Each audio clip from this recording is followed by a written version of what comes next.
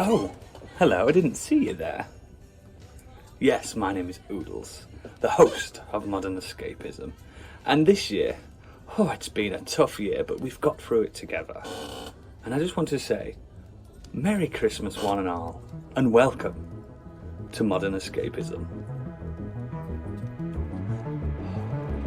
And the Oscar goes to...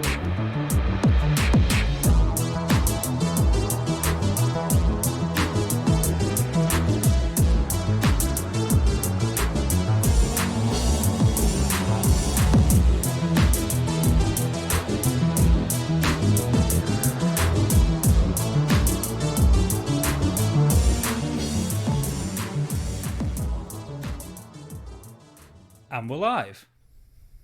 Hello, everybody. Hello. Merry Christmas! I thought we'd never make it. Yes! Oh my god! We almost didn't make it. Hello, everybody. Let's have a quick scroll through the chat. Hello, Oodles. That's me. Nose Jam. Kieran Something. Prez Weevil. Candy Machine. That's you. It's me. The Go Lightlies. Hello there. Acid Pearl. Deadbeat Punk. Our staff member for the evening. Please look after the chat. My darling demons, Nimrod Hicks, and so many more. Sorry if I've not said your name.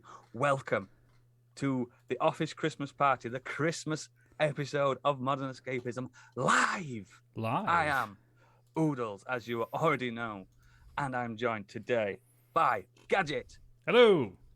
Stig. Hello. Candy. Merry Christmas. And the one you've all been waiting for, Biggie. Greetings. The one we've all been waiting for. The non-tardy one. So, without further ado, let's just crack on with it. I mean, before, what we all drinking? I'm on the Guinness for now. I have Vocation, followed swiftly by Hague. Oh, I love Egg Club. Nice. I just had a Bailey's and now I have wine, so I'm waiting for the curdling. So if I have to run, you know why. Waiting for As the always, curdling. I'm sponsored by Speckled Hen. He's on the spec. I have Peronis for the evening. Sorry to disappoint, but the whiskey's not coming out. Not this What year. What the fuck's Not Weevil yet. here saying Gadget could have made a bit more effort and wearing our own merch? Yeah, I've but got some Christmas lovely lights merch on and today. A hat and What Biggie's is it? got something. Yeah, Pip's asking what's the starting drunk scale 1 to 10? I've had about 3 cans so far. So Oh, wow. yeah, This is my first. Yeah, I'm about 1 out of 10. I'm fine. About 10 bottles of wine. So for the listeners at home, this is a live podcast, so you might be listening to this in the future. So merry future to you all, but to everyone that's watching us live, thank you very much for joining us on this special occasion. But we still have to sell shit, and I know just the twinkling little fairy that can sell it to us. His name's Stig. I've got a jumper from last year I want to get rid of. Either. Anyone? I have to do this in one take as well. Oh, yeah, One you take, do. Stig. No, I didn't around it this time. No. Yeah, so if you like what we do and you want more, then you can head over to patreon.com/modern escapism. On there, you will find the 3 tiers that we do. First up is our Modern Escapees. For £5 a month, you will get an extended edition of this episode every month, as well as any monthly special, any other specials we do, and at least one monthly special. And you will have the ability to suggest main topics to us. If you are into Dungeons and Dragons, we do a D&D play podcast called Do Dragons Dream of Scorched Sheep. We've just finished season 1 and it was epic. And if you want to support that for £5 a month, the Scorched Sheep tier gets you ad-free early access of the episodes, as well as access to artwork Candy does, any original music, character sheets and maps we do, and you can suggest item names and NPCs to Gadget. And £7.50, the perfect Christmas present, the Biggie bundle, gets you everything. Oh, mate, you did it. You did it. Well done. One take, Stig. No, normally that takes him 3 or 4 takes, and I've got to edit Oh, no, I it. still fucked it up. And now, because I'm getting warm, it's time for my first costume change. Well, while he's doing the costume Your change, glasses. It's Let my hair warm, down. like. while he's doing Ready. his costume change, do we need to give the health warning for this podcast? Yes, absolutely. Look at that. It's glorious. Woohoo! Tell you It's what, if quite Christmas bouffant. bauble. you need to do it half black and half white. It could go Cruella. I did this for Christmas. It's supposed to be red. It's a bit plum, isn't it? Why is it so wide? It's gone a bit Sideshow Bob. So yeah, this is for you guys. It's You not think that's permanent. It's impressive? not Check permanent. these Don't out. worry. No, I'm Hey, not up. bothered. Getting the baubles out. It's first ban, but yeah, it's not permanent. Don't worry, guys. It's just for you.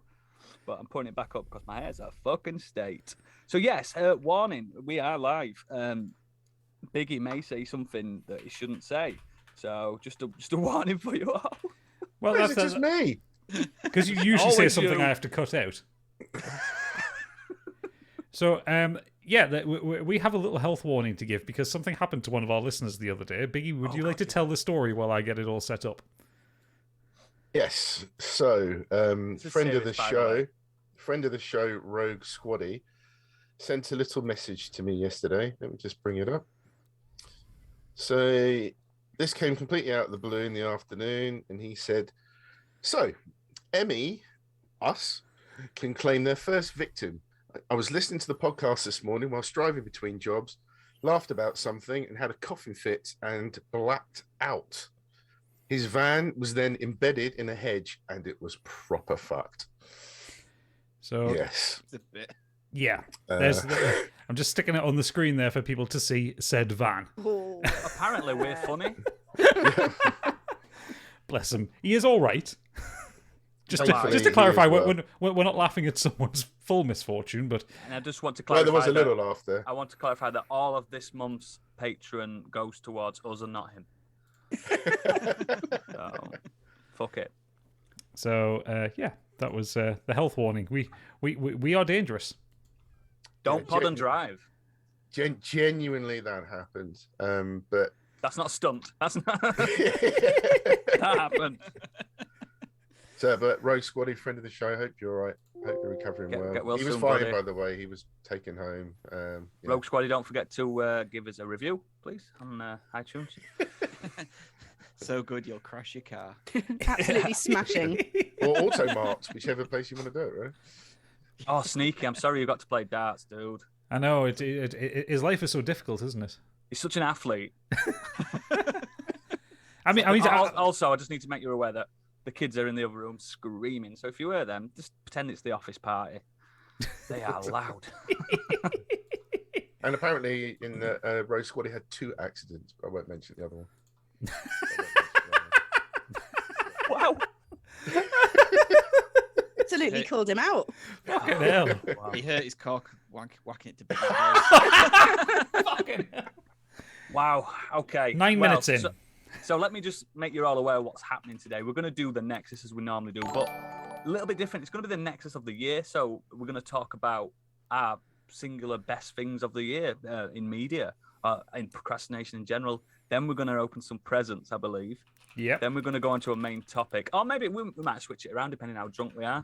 And then, yeah, after the main topic, which is Christmas themed, obviously, we're going to do some last minute wrap ups. And then we're going to go to the Patreon section, which we're going to turn this stream off for the paying Patreon subscribers. They get an exclusive after office party, which, if you're not paying, sorry, you've missed out. You've missed There's still out. time though. There is still time. There's still time. I don't know how that works because I'm not technical at all. But yes, let's just crack on. Let's just go with it. So, this is nice. Candy, what's been your thing of the year? What's been your most favourite thing that's happened apart from us? Well, apart from you, obviously, because I did join this podcast about halfway through the year. So thank you for that. But I've been told that I'm not allowed to talk about the podcast. You know, So yeah, no, I struggled a joking, bit you because are. I was trying to think of the things that I've actually done that I haven't spoken about at length on the podcast for our normal Nexuses. And I'm just going to go with the PS5. I know Oh. it came out last November, I know, so I'm slightly out, but that was only a month and there was no games for it. So, Great launch. do you know what? You're just lucky that I didn't talk about the re-release of Skyrim. That was my second choice. But yeah, in a year where I wasn't really able to work that much, the PS5 just did a really good job of keeping me company and keeping me busy. And I think certainly in the last 6 months, it's really started to come into its own. And as always is the case with the PlayStation, it's the exclusive titles that have kept it just slightly above the Xbox for me, despite Game Pass. And full disclosure, I do have an Xbox as well, so I'm trying to be as unbiased as I possibly can be. I think Game Pass is wonderful, and in time, I think I wouldn't be surprised if the Xbox becomes my favorite console. Sony for life. Nah, well, particularly once Bethesda Studios start releasing their new games. Well, yeah, there is that. Yeah, so and when Hellblade comes out, Oh shit. we're not going to see you for a month. Oh no, I'm gonna platinum the shit out of that. Nintendo for life. I think at least Astrobot came with the PlayStation 5. At least there was something. Well, that's not really a selling point for the PlayStation 5. This 3-hour experience came with it. That's your highlight. But first. what a 3 hours it is. I You mean, also to be get the fair, it's Matrix really one now as well. So wow. Well, it's on the You don't Xbox need as to buy well. any games this year. Well, when you mention Astro, I have to it's really, I think one of the things that makes PlayStation stand out for me is the haptic feedback. And more games are starting to use that feature, especially Death Stranding is the one that I played that it truly does feel kind of new gen compared to the basic Xbox controller. Like the pads feel stiffer when you're controlling like a more heavily laden Norman Reedus, and you can really feel the difference between all the guns. So I really love that controller. I know it's maybe a little bit faulty still. I'm on my third controller. Had a few faults, but we'll ignore that. What are you doing with What, it? a PlayStation 5 controller? Yeah, they are quite buggy. What? You've You get been throwing it in a gamer rage, haven't you? I Depends what tend you're to using it for. bite my controller when I'm in a rage. I don't throw it. Apparently, Oh, I that'll think do it it. came out this week that most people that go onto Pornhub are PlayStation 5 owners. So the haptic feedback must be doing something. Guilty. Absolutely rumbled. Biggie's calling people out this evening. Which alright, Debbie Punk has just subscribed and asked for Biggie to take his top off, so, you know. We're not allowed nipples. I was told in the green room we're not allowed nipples. No. So, sorry. And Biggie is all nipples. All nipples. Just All nipples. all the way around. Just one big tit. You said it, mate. But yeah, the exclusives for PlayStation 5. So we had Returnal, Dark Souls obviously was on release, Resident Evil 8. Oh, so good. Yeah. Death Stranding Director's Cut, which is my game of the year once again. The Final Fantasy VII remaster came out. I know there are a lot of remasters. Ghost of Tsushima as well. The cherry on the top that was Deathloop. Oh, And yes. within the last couple of days, the Matrix Unreal 5 demo.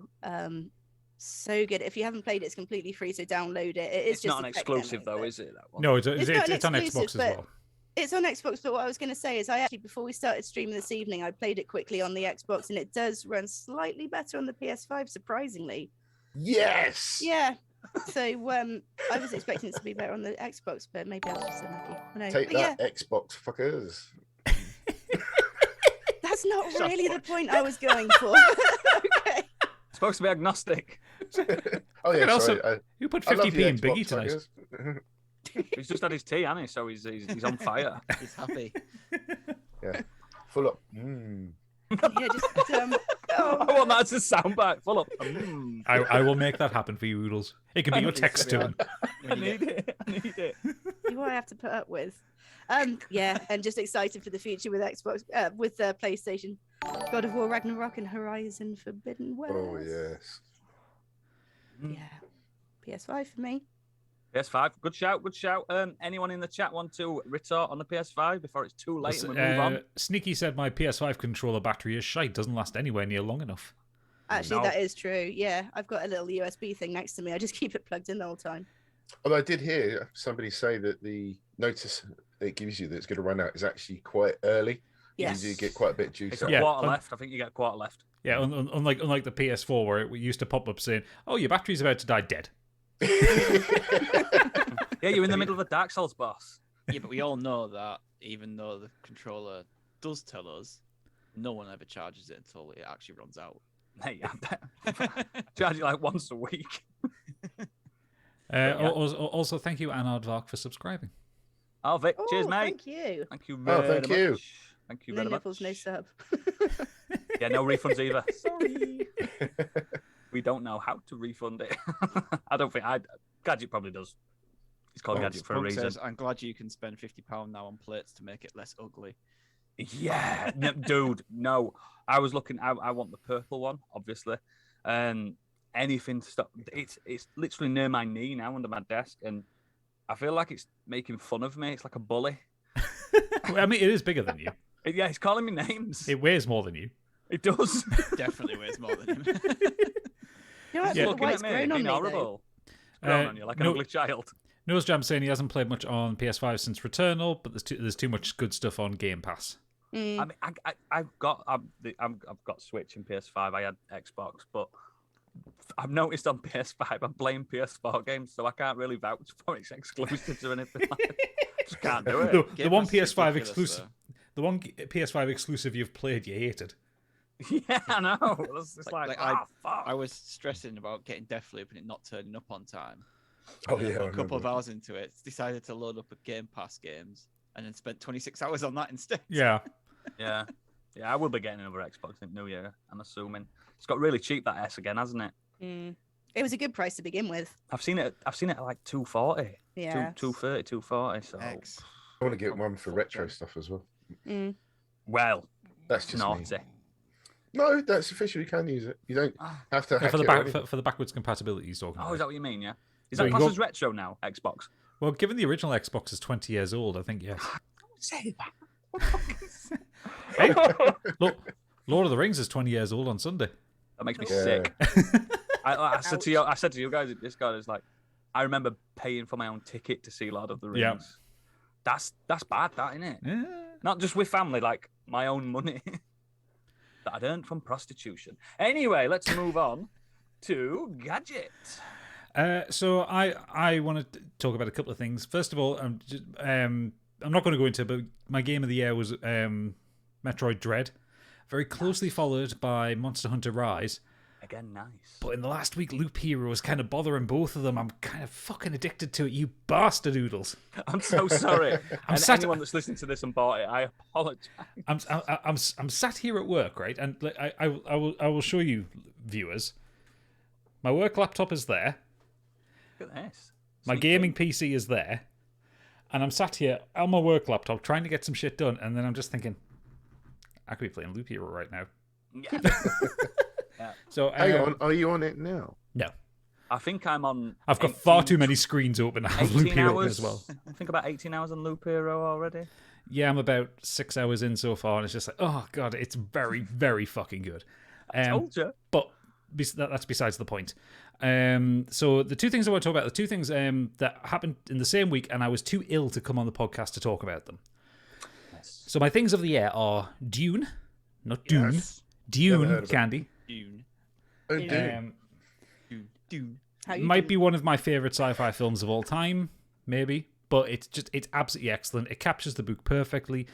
Denis Villeneuve has done an amazing job of translating a pretty unfilmable book into a coherent and exciting film.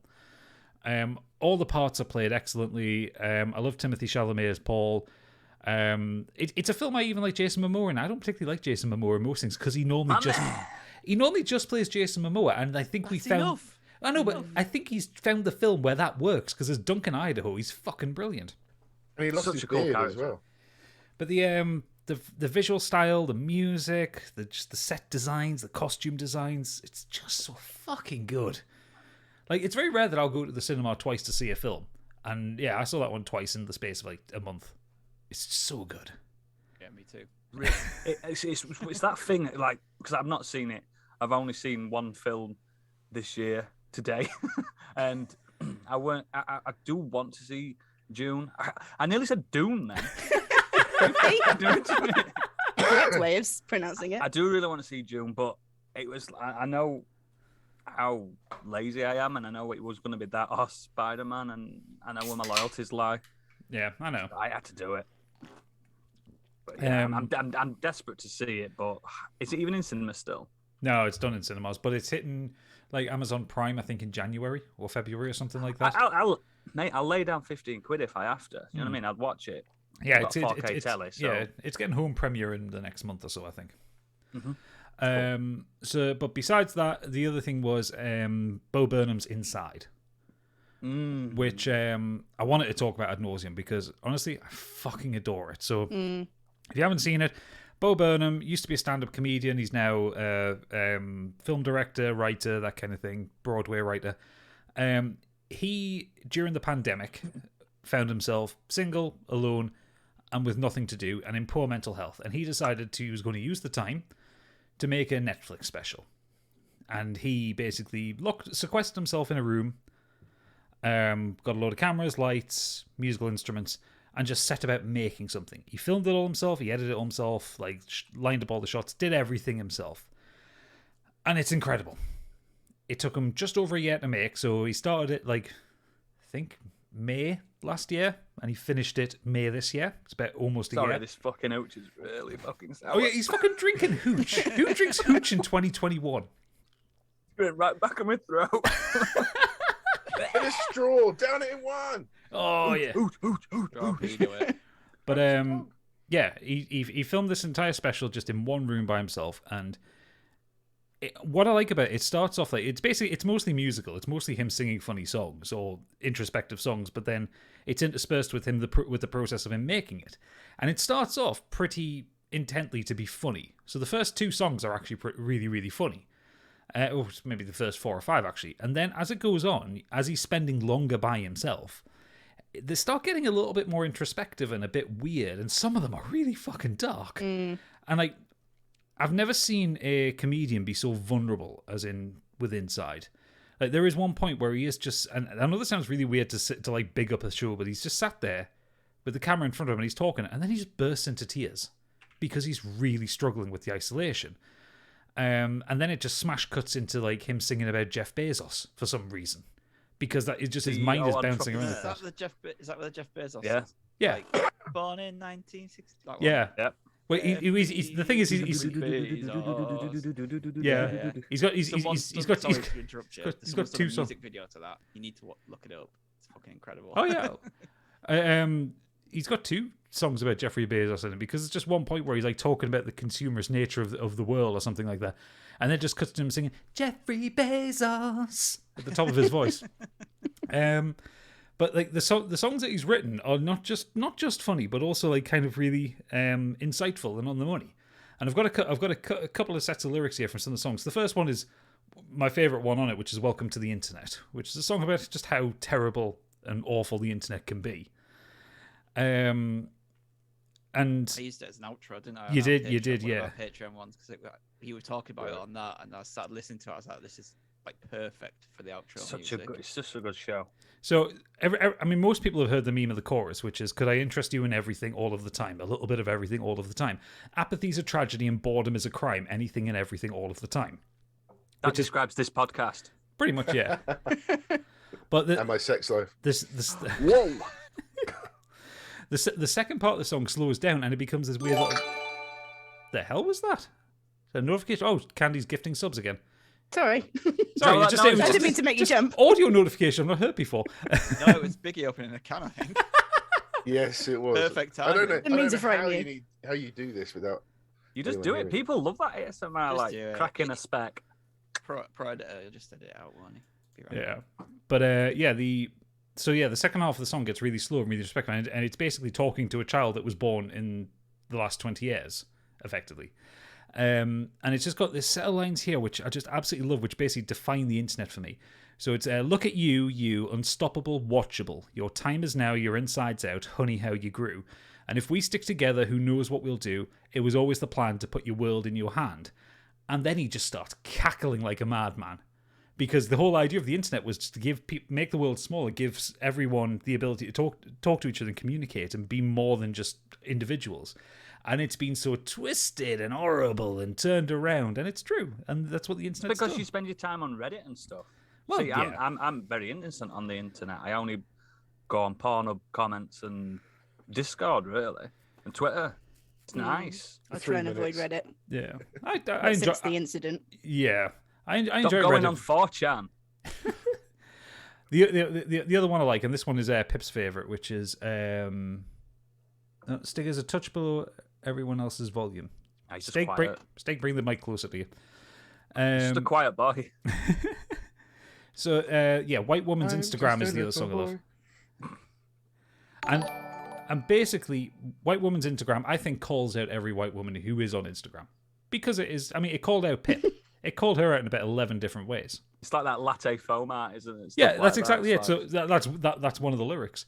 So like the second verse is latte foam art, tiny pumpkins, fuzzy comfy socks, a coffee table made out of driftwood, a bobblehead of Ruth Bader Ginsburg, a needlepoint of a fox, some random quote from Lord of the Rings incorrectly attributed to Martin Luther King. You shall not pass, Martin Luther King. I love it so, and like I haven't listened to a lot of music for a couple of years because I really haven't found a lot of music that has inspired me or kind of caught my attention, and I've had the album of these songs on just pretty constantly for about 2 months now. I absolutely adore it. So if you haven't seen Bo Burnham's Inside, watch it. It's a hard watch in places. Like it can be, can be quite upsetting seeing like the turmoil he's going through because. Especially with as someone who's dealt with kind of depression, anxiety as well, it's like I see a lot of the same things in him that happened to me over the years. It's just like you just want to give him a hug. He's really struggling and losing it, but what he comes out with at the end is so magnificent. I'll be his boyfriend if he needs a boyfriend. I don't think he's gay. Oh, all right. The also the ending song "Goodbye." Every time I listen to it, it still gives me goosebumps. It's just so good. So yeah, those are my things of the year. Dune. And Bo Burnham's Inside. Excellent. We'll move on to me, actually, because I don't want to get too drunk. The first thing I want to talk about is obviously on everyone's lips. It's Tick, Tick, Boom. I'm not into musicals that much. But you really like The Hives. Oh, joke. Tick, Tick, Boom is the Andrew Garfield. As you know, he is one of my boyfriends. It's the Jonathan Larson biopic type thing. I spoke about it on the podcast massively. It's Lin-Manuel Miranda's is it his directorial debut, Stig? Yep. Yeah, and it just knocks out of the park. I just like you with Inside. I've just been listening to that soundtrack non-stop. Now, it's a Broadway soundtrack, so I've had it a little bit quieter on the bus in the commute, so these hard boys behind me don't hear me listening to Tick Tick Boom. You know what I mean? I don't need that in my life. Unless you're still sitting there doing that. Pulling on my ponytail, like, look at this fucker. Listening to show tunes. But yeah, it's just, I don't know, it's just hit me really, really good. I mean, I'm a musician, Gadget's musician. You know what it's like when you've got writer's block and stuff like that. Oh, it's awful. It's the worst. And you pick up a guitar and you go, I hate this. Or I go to my piano and I'm like, I hate this too. Do you know what I mean? It's just awful. So I don't know, it struck a chord with me. And I know it's like it's nothing new. This came out in the 90s, but it's obviously a modern film. It's on Netflix. You should watch it because Andrew Garfield's in it. He sings and he's really good and he's pretty, and everyone in it's pretty. It's just a really good film. But the main thing that's really captured my imagination this year is Monster Hunter Rise. Oh, it's so good. It's my game of the year. There's no better game than Monster Hunter Rise. You know I love my Switch because I can walk around the house with my Switch. No, you can play it lying down. That's the real reason you love the Switch. You can play it lying down. Yeah, I can lay down with it and get tired and it bang on my head, which has happened far too many times. But yeah, I don't know what it was. I mean, beginning of the year, we all started playing it together, didn't we, Gadget? Yep. Me, you, John, Cheatham mainly, Punk. We were all just being hunters together. We're all just hunter boys. And I don't know, it just yeah, that's right. Hunter boys. It's just hunters being dudes. Yeah, we were just being dudes and slaying monsters. If you don't know what monsters is, I did speak about it before, but it's just what it says on the tin, to be fair. It literally is. It's the Ron Seal of games. You hunt monsters and turn them into armor. Now, this is really accessible because the series in general isn't. No, it's not. It's very Japanese. I remember when I borrowed a 3DS for a little while and I tried playing. Was it Monster Hunter Generations 4 or something like that? 3, probably. Whichever one was on the 3DS. And I remember... What I found. Oh! Siri, shut up. Yeah, I remember getting through the opening cutscene, getting to the village, and having no fucking clue what to do because it did not give you a tutorial message at all. Yeah. You had to dive into menus to find a tutorial. But this one, it slots you in perfectly. It gives you like a good 5 or 6 monsters that are not too tough. And I mean, the grotesque. Remember the penis one we fought? Horrendous. what a creepy, We horrible had it beast. as our weekly artwork one week. Fuck Yeah, me. people needed to see it. But yeah, he just hit. And I haven't played it as much as everyone else has this year. Like some people put like 90 to 100 hours into it. I John haven't played. Cheatham. Yeah, I haven't played games that much this year. It's been. I've done a bit of a stick this year. I've been watching films and TV shows more than games because it's just suited where I'm at in my head.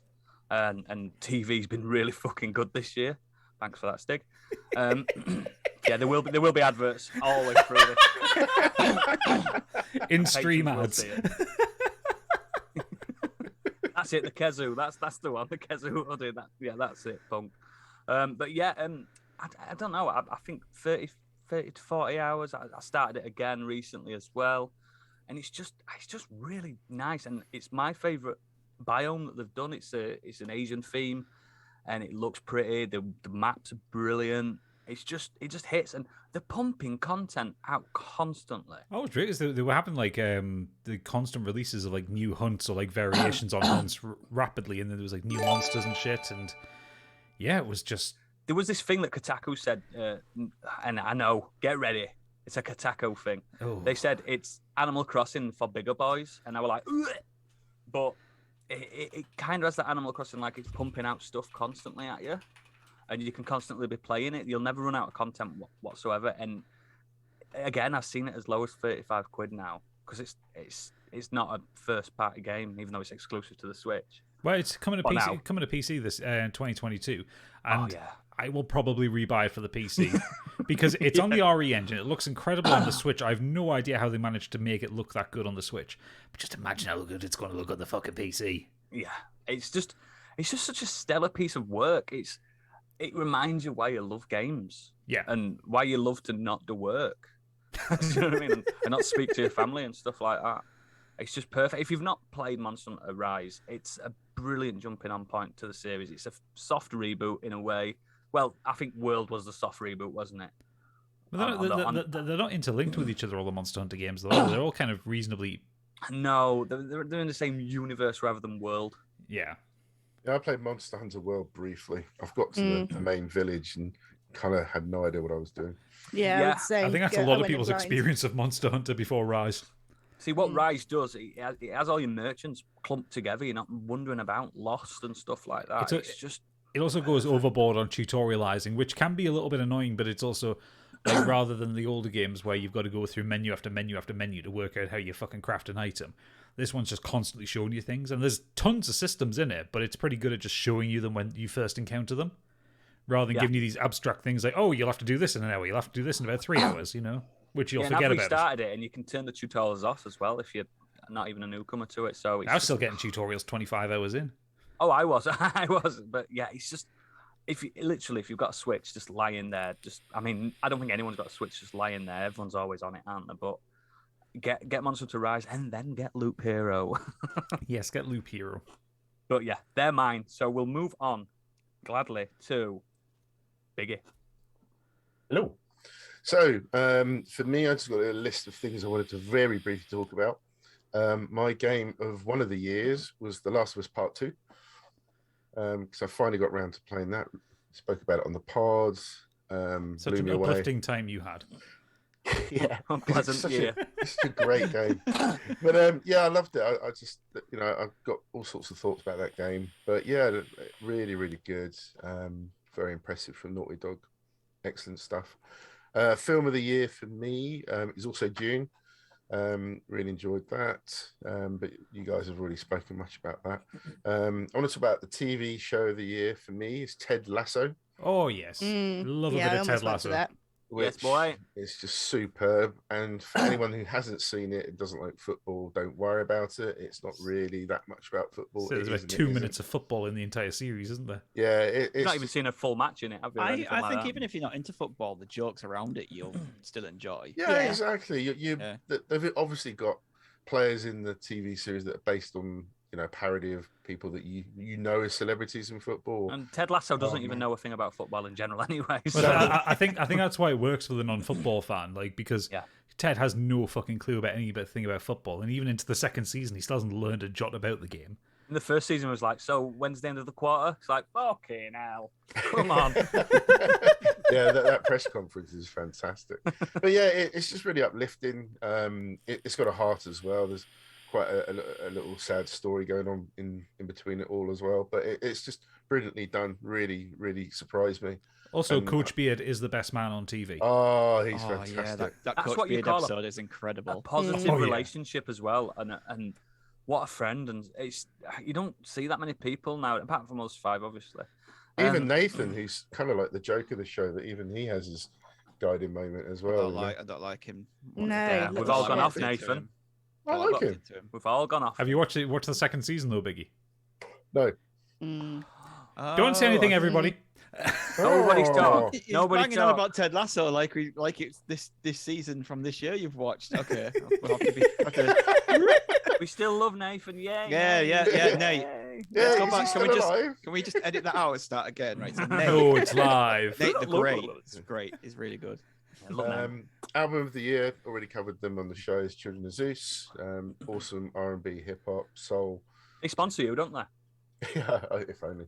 But I went to see them live as well. And Yeah, it was you just took a awesome. night off from the pod to go and see them live. He went Yes, I moshing. did. He went moshing to the Children of Zeus. And it was awesome. So yeah, fantastic gig. But the last few things I really want to talk about is the thing that is kind of makes me a bit sad as well, is that I finally finished Final Fantasy VII. I mean, did you? We didn't see the end. It was a really lovely blue screen. Those little I squares did. bouncing around were Yeah, beautiful. I did So not it see didn't the happen? end. It didn't happen. Nope. But There that is was no my proof. comfort game, and I finished it after all this time. Guess what? There's a remake out. Yay! There's also a sequel you can do Final Fantasy 8 or 9. Yes, Oh. Oh, Crisis Core. Get a PSP. No one wants to play Crisis Core. No one wants to play Crisis Core. No, Dirge of from what I've Cerberus. No one wants to play Dirge of Cerberus either. That's a terrible but I game. do have Hello. the platinum trophy for that, so I'm very happy with that. Oh, Yes. You got the Um, gold chocobo and everything, didn't you? I really had to do a bit of grinding for some of the things to get those trophies. So yeah, got that done. I covered Twitch. I talked about Twitch TV, the fact that we're on it now, just seeing the What? DJs Are we? really uplifted me this year. It's just superb. Just go and check out Twitch for DJs, music you're into. You'll be surprised what you'll find. Absolutely awesome. And the last two things I want to talk about is the fact that we stepped our game up this year. We've done all sorts of things. We've got Scorched Sheep. We've got our Patreon specials that everyone's been involved with. Everyone's done all sorts of stuff. It's incredible. Stiggy's been awesome with the socials. Gadget, obviously, with the editing. Stiggy with the editing. Joe doing all the artwork. Oodles being the host. Thank you. Me, just sexual. Raw energy. I don't know it, Sexual- Joe. yeah, I need to come up with something.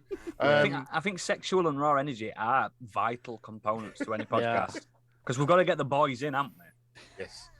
But we got some guests on, which was fantastic. That just really was special for us. Thank you to Ross and Helen for coming on, and we've got more to come. don't forget the Dungeon Dads. They were our Dungeon first Dads, guests. Oh, the Dungeons and Dads as well. And We've got even Hideo Kojima on in January. Mhm. and we had a step-in editor as well, which was Deadbeat Punk, who stood in for DDP. Gadget. He did Oh, edit Punk, it. were really, yeah, Punk, Host. that was a good episode. We haven't even really spoke about that, but thank you, Punk, for being a really good. What's that word? Moderator. Yeah. And, you were really good at stepping in as Gadget with hair, basically. But with an accent. Yeah, I mean, Gadget's got a fucking strong accent in general, anyway. What the So, fuck yeah. you talking about, Leek? We fucking pick you. replaced an accent with an accent, and yeah, thank you very much for that, mate. I know you won't take my thanks, but these guys are thanking you. Or wherever you are, I can't see where the Gadget. screen is. And in terms of guests, we've got plans for some great ones for next year. We're going to be sort of emailing around, and They're not going to say no. no, they're not going to say no. Oh, We're too awesome. I mean, the sequelizers are practically begged to come on in January. That is actually happening as well. It is, isn't yeah. No, we legitimately have the sequelizers coming on next year. Either late January or early February. And we're- Award-winning podcast. Yeah, and we're guesting No, on we their are. live stream. Oh yeah, that's it. Yeah. I think we've got So, a few as well. Biggie's talking about cruise control, isn't he? Speed 2. I'm going on another podcast at some point. It's yet to be finalised the date yet, but me and Deadbeat Punk are gonna double team that together. Ooh, What is it? A wrestling podcast? No. Oh, okay. Oh, and speaking of discuss which, more about it towards. that just reminded me. Yeah, really proud of the people that have been following our pod. Have now started their own. You've got the not been seen yet. The what the Not fuck been don't- seen yet. Who was What that? the fuck don't you want? And What the fuck don't you? I see what you're doing. You're doing a little joke, aren't you? Korean pot noodles or something.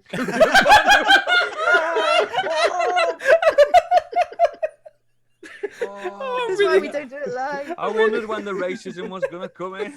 I'm really glad No, John's not in the it's- chat right now. It's just been wonderful to see them get their own crack at it, and they've all been really good, all superb. Let's not forget, we was on a radio show as well. Yep. Yeah, Oh, yeah, we were as well. Yeah, we were on Monk's Boy's one. Insane. Monk's Boy is now in the chat, and he is Oh, is he? pissed. Oh, He's been drinking Yay. rum all afternoon. Oh, that's my boy. Nice. that was I such used, I, a used, fun I used to night. hate that Such a monkey, but fun now I night. love that monkey. Yeah, I've please, if you forgotten track that everything show we've down. done. Wow, we've done so much. And actually, do you know what? I say I fucked.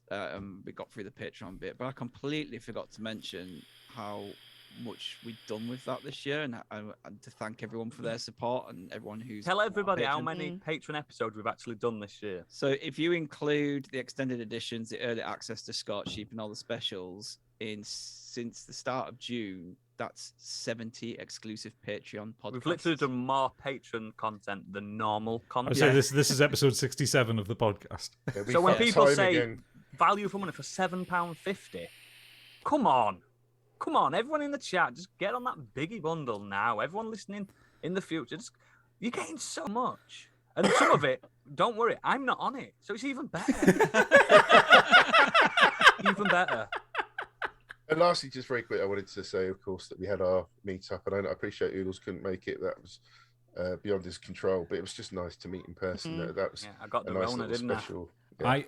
I think we should do that meetup again, maybe February, March time, but we'll book exactly the same place because it was fucking mental. And Oh, I want to that's see so all these good. weird Yeah. statues and So ornaments that were there. Yeah. You showed me loads of photos. I'm like, what the fuck are you? The 70s? No, Oh, every decade from the 30s onwards. And the fact that Stig had an early morning just before leaving hot tub time on his own. If I was there, To I'd watch have the been straight wrestling. in there with him.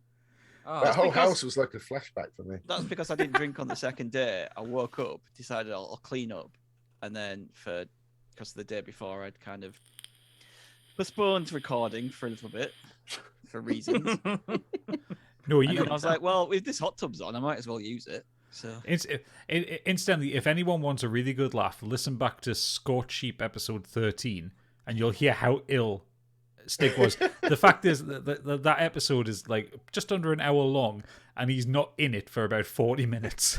I remember Took when method you, acting to the next level. when you dropped it, the. it was perfect, really, for the actual episode. I remember when you dropped the edited audio, and I was like, "Is Stig even in this?" And you're like, Nope. "Oh, he's there, but he's in the building, but he's not Barely. literally- He's just like, "Bleh," and then he comes back at the end and just steals the thunder because Stig is a great D&D player, guys. I know it's shocking considering he's such a he is like a Chad of the group, but he's so into such as nerdy shit. Yeah, Gets so into playing Stigveld. Love it. when I listen back, it's like I'm barely putting a character voice on or anything like that, and I'm barely even stepping out of my own bounds of being a sex goblin. But you guys are proper putting so much effort in, and I'm like, oh, I need to kill this character off. I'm still amazed you picked a halfling to play. You could have played a goblin. Oh, don't tell me that now. Oh, Well, we all know you're going to go for your It's like gun down wrecking with your next shit. character. yes, So- I am. But yeah, if you're not into D&D, trust me, I'm not. Just listen to it. But yes, thank you very much for that, Biggie. Let's see what Stig has like this year. What do you like, Stig? Well, I'm going to leave a few back for the Patreon section, a few honourable mentions. Ooh. So if you want to hear those, then you'll have to sign up for the Patreon. Patreon.com/modernescapism. ABC, always be closing. But one thing I do want to mention before all that is, Biggie, you can turn off for a bit if you'd like. But first off, I just want to mention AEW Wrestling because Wrestling. it has. Right, off for a week. Well, it is that good. It is that good, Biggie. Who just thought Biggie would be the problematic one? You're Bigly now, by the way. I like how you call him Bigley. Bigly. People in the chat, can we get Bigley trending, please? fucking bigly. Fucking hell, Biggie. Right. It's within the realms, is it not? Anyway, yeah, I just wanted to mention it because they've absolutely stepped up the game in terms of entertainment-wise for pro wrestling. It's been absolutely incredible. They've brought back the likes of CM Punk after 7 years. I talked about that. The tag division in that on that show is absolutely incredible. Bryan Danielson, has come back. They brought in Adam Cole, and just the matches they're doing every week, the pay-per-views they're doing, the all-out pay-per-view was incredible. The Full Gear pay-per-view was incredible. Adam Page won the title after, and this story has been going on for about a year and a half. Long-term booking is what makes wrestling fun, where it's not just month to month and we just throw a random guy in. Like there's an actual story there. There's a payoff. And he actually faced Bryan Danielson on this week's Dynamite, and they went an hour long. The match was an hour long. How the hell do you have an hour-long wrestling match? They're not dead at the end of it. and it ended in a draw as well. But it worked because the storytelling is that fucking good. And that's the difference. You've got great storytelling, you've got great wrestling, and that's all you need. So just as not a specific question about this event for AEW, but is there any point to watching WWE anymore? Because I don't hear anybody say any good things about it. Stig. You're like, it's such pageantry, the WWE. It's just not. It's a variety show. Yeah. It's ridiculous. They did a whole Survivor Series. They did a whole fucking skit around Red Notice. You know the egg from Red Notice. Yeah. So I've not seen it, but I know about this. So this year was The Rock's 25th anniversary of Survivor Series. So you'd think we'll make a big deal of that, obviously, because The Rock is obviously one of the biggest stars in the world right now. And you think he finished his cooking by now as well? Yeah. Oh, come on, mate. I got it. I like. You can get a yellow card soon, you. And they didn't eat right. So The Rock couldn't be there because he was in Australia doing some films, and obviously due to quarantine and everything, it just didn't work out. But he couldn't even get him to do a video message. Really? How could you not? How could you center a show around one of your biggest stars ever, his 25th anniversary, and not even get him to do a video message? That's how much no one cares. And yeah, the viewing figures and the sales numbers and the money for WWE will be miles higher. But obviously, of course it will. It's a bloody 50-year-old company. What do you expect? But in terms of the entertainment value, it's absolute dross. And AEW has literally lit a fire in me about wrestling again. It's got me loving watching it weekly, wanting to watch it weekly, wanting to see their shows. They only do 4 pay-per-views a year, so it's not one every month. So they're not spamming you. No, so every pay-per-view feels special. So what they'll do is, if they've got a storyline going on, this title match needs to happen soon, they'll just chuck it on free TV, and you get an hour-long title fight for free on TV. Because wasn't that what WWF at the time did with like Attitude and Raw, and that you would have the storylines going on the weekly shows, but have your title fights on the big pay-per-view events. Yeah, it usually ends in the pay-per-view, unless they want to do something like kind of out there and special, they'll do it. But I just wanted to mention that because it's been so good, and Sly Reflex has been speaking to me, DMing me about it a lot. Is he a wrestler? No, he's one of our listeners. Sly, I know he is. I'm joking. It's a jokey joke. He's there in the chat. There he is. Yeah, the Wednesday AEW shows are even better than WWE's pay-per-views. So you see, I really. Sorry. With the Wednesday ones, that's just their normal weekly show. That's weekly show, yeah. So that's better than a WWE pay-per-view. Yeah. Fucking hell! Why would anybody bother with WWE? I used to really adore the Attitude Era. That's when I stopped when that ended. And if, let's say, I jumped into AEW now, would I get that kind of buzz that I used to get for the Attitude Era? You might do. You're better off asking Sly, because he's more of a lapsed fan than I was. Really? Oh, yeah. Right. Oh, so he's just come back in. Yeah. And he's been doing something special with wrestling. I hated that when like the Attitude Era ended. It obviously was the Attitude Era has ended. That wasn't. Do you know what I mean? But you could see that it was just getting weird. That was going to be one of my honorable mentions for Rose Tinted Glasses, actually. Yeah. That I could have made last week. I used to fucking love wrestling. Maybe I was just a kid, and do you know what I mean? I'm not saying it's for children. Don't get me wrong, but I were into a lot. This is more grown up then. as well. Like, I know it sounds silly, but just being able to swear and have a bit of blood and have a bit more violence. I used to fucking love Steve Austin coming That- down, pumping that- beer do you into know what I mean? people's faces and stuff. Yeah, that kind of thing, just something that's more relatable than to people doing Nickelodeon style comedy. And anyway, that's not what I wanted to talk about. I only wanted to quickly mention. Oh them. my god, we did 10 minutes on wrestling. I was going to say, Don't we forget all... Sly's wrestling as well. Yes, let's make a quick note that Sly Reflex is actually doing a Fire Pro stream where he does the commentary with one of his friends, and it's a simulation of a wrestling show with characters. Me and Biggie are the Escapees tag team. Shit. I didn't even... What? That's I cool. am 3-0 currently. Haven't lost a fight, and this week Biggie won a what was it, 8-man battle royal kind of by knocking the 2 people out with a punch. That's what you do. So basically, he won the match by just sparking 2 people out and won. And I was watching it. I was like, that was incredible. Big show. If people Yeah. in the chat click on Sly Reflex's name, I'm sure they'll find his Twitch channel. Yeah. Get on it, guys. Anyway, my main thing, and settle down because this is a bit of a story. Oh, God. Uh-oh. Strap in, guys. So the date was the 21st of December 2019. Ooh. The place, Empire Cinema.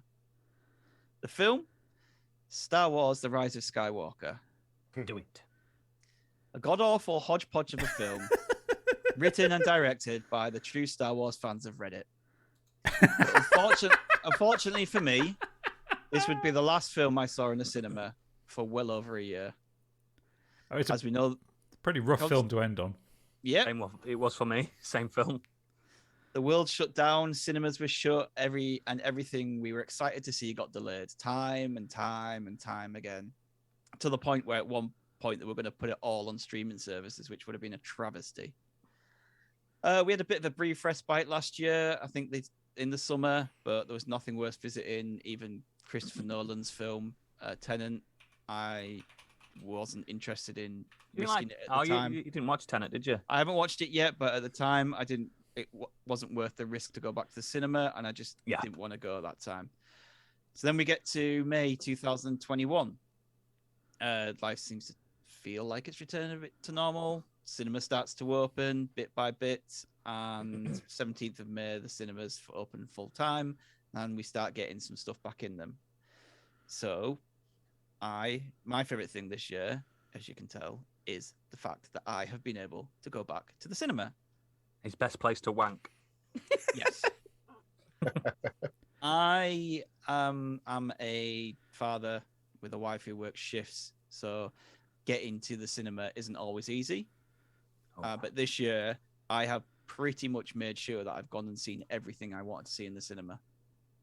So I didn't go back until August, and the first film I went back to see was The Suicide Squad.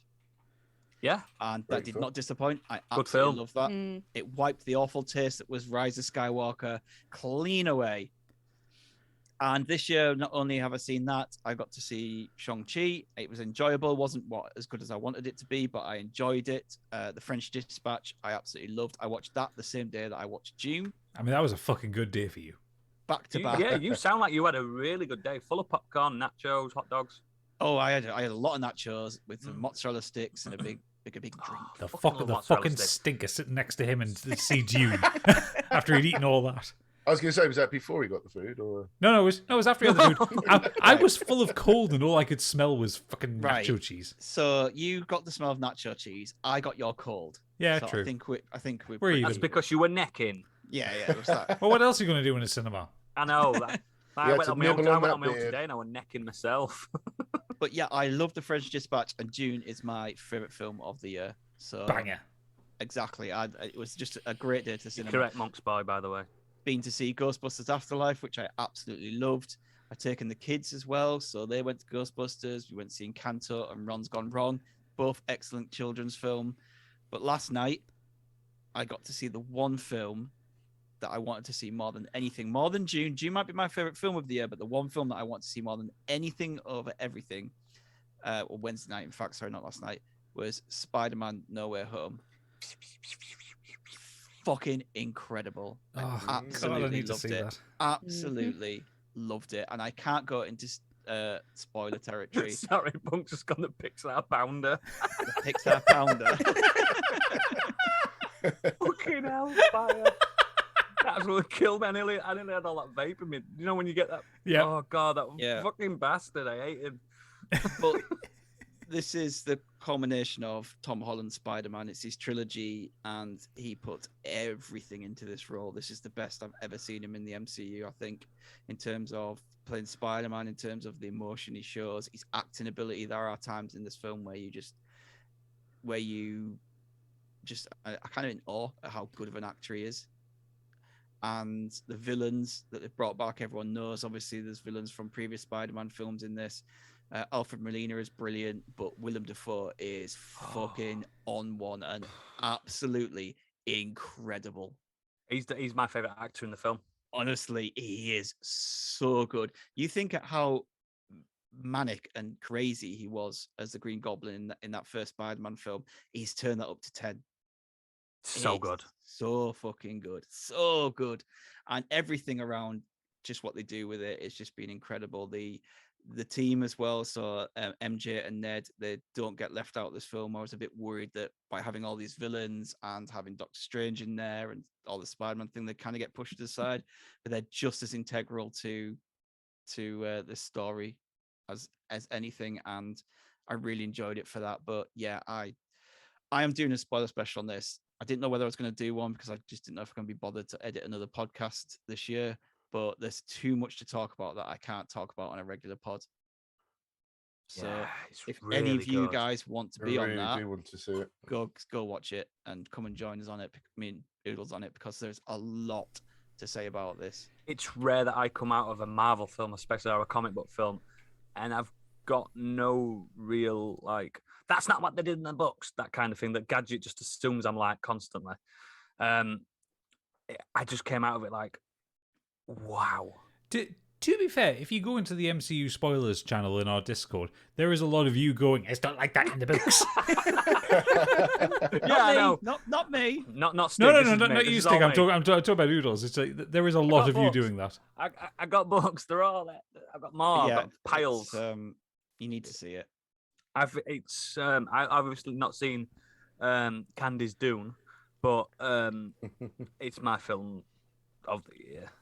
I desperately want to see it because, I mean, Spider-Man is one of my favorite superheroes, but I also absolutely adore Tom Holland's portrayal of Spider-Man. Yeah, he's been the best so far. For me, yeah. 3 good ones as well. I don't think Toby or Andrew are bad. No. But I think Tom Holland, for me, he has the right mix of that teenage innocence. I think no one will ever beat my Andrew. Nobody will beat my Andrew. That is perfectly fine for you to believe, but I believe that Tom Holland gets the teenager thing. I think Andrew Garfield plays like an older Spider-Man better. Yeah. But yeah, I just love Tom Holland's portrayal of him. Yeah, it's a stellar film, and Stig is correct. It is a thing of the year, and that's our things of the year. I just want to perch a second on. Basically, I want to kind of thank all of you for this year, because we had a big. He's been on the hooch and he's getting emotional. He's going to be crying in the corner. You're my best mate in the world. No, but we did a big. I did last time. Yeah, we did a big rebrand this year. Yes, and we had controversy. We had a great. I mean, the community in general. You lot listening and writing and just everything about it. It's just really good. It's great for my ego. I mean, probably bad for my ego. I know you're not all here for me. I get that. To be fair, it's why we keep Punk around. He keeps you level. He's always done it for me. He's a hired person for me. He keeps me centered. We need Punk. Yeah, you can never. He's on our staff, so absolutely. But yeah, Monk's boy saying, "Get on with it, tosser." Who? Monkey. Fucking hate that monkey. But yeah, I just want to thank you for like taking a stab at us with like Scorched Sheep. Again, great title for a podcast. I named it. It took us about 3 weeks to get the title for that podcast. There was so like I think the first idea that we had was Dungeons and Dickheads, Dungeons Which and also Dickheads. would have worked. We were really. keeping that for so long. Dungeon Dummies was one, but Yeah. it doesn't like being called Just a dummy. there were so many things where it was like Dungeons and or something and Dragons. And I think I were boozing that night, and I just went, "Do dragons dream of scorched sheep?" And you all went, That's it. "We've done it! We've done it!" Someone's been watching Blade Runner, and I had been watching Blade Runner. You have been watching Blade Runner. And yeah, I just like Like you weren't watching Pornhub. I usually, I mean, I can do both at the same time, mate. I'm really good. I've got two hands. Love the theme tune. I came up with the lyrics for that theme tune. Yes. Gadget did the music. Oodles did the singing. Yeah, Monkey does. Monk's Boys also will keep pointing out to me constantly that it sounds like We Three Kings. It does. Ah, It fuck. does. It does. But Don't yeah, say that. here we go. Let's Well, do it's it. it's because it's the Fuck off. Yeah. Right, season 2, new theme tune. No, I like that theme tune. I'm not Let's singing come in that with a live hip either. hop style, shall we, please? I remember when you showed me them lyrics, and then you showed me you made me listen to that tune, and I was like, I've got it. And yeah, 2 takes it took me to record that, and Gadget to edit and make it sound like an actual song. Took me 6 takes to do the bass for the vocals. It's like, I like how people think that cough's deliberate. No, it's not. I generally just constantly cough. I did ask you to do it though. I like Yeah. it. It works. It does, doesn't it? It's like a But yeah, yeah, that's right. Everybody listen. But I want to thank you for just because I wouldn't say you were like begging us to do it. You were just saying I've got this in mind, like an actual play. But like I am not a D&D guy. I still aren't because I don't take any Dungeons and Dragons thing in my brain at all, other than the actual show. And I just think it's good. And I know people that listen to this that don't listen to that because fucking Dungeons and Dragons, that's nerdy. It is nerdy, but we're not good at it. Gadget's really good at it. But because he's got that, he's a writer for fuck's sake. So he's good at being a DM. It's really. I want everyone to jump on it as much as the jump on Modern Escapism. We've got like 10 million downloads on Modern Escapism, but only 5 million on Scorched Sheep. Well, Come on. Actually, also speaking of like champions of Scorched Sheep, Sergeant Story, he can't be in the chat, but he's listening. He's got Twitch open in the car while he's driving. He's listening to us as he's driving home from work. Yeah. So Without hi, him, Sergeant Story. We'd be lost. We'd be lost. Yeah, thank you for sending the dice over. It Biggie really would helped. be. Biggie would definitely. He's averaging now some good rolls. Yeah. One of my pals listened to it, and he said it reminded him of painting and decorators that don't know how to paint and decorate. And I went, that's perfect. That's fucking perfect. It's about right, actually. Yeah. I just want people. I just want to. I'm selling my shit here, but I want people to get in on it.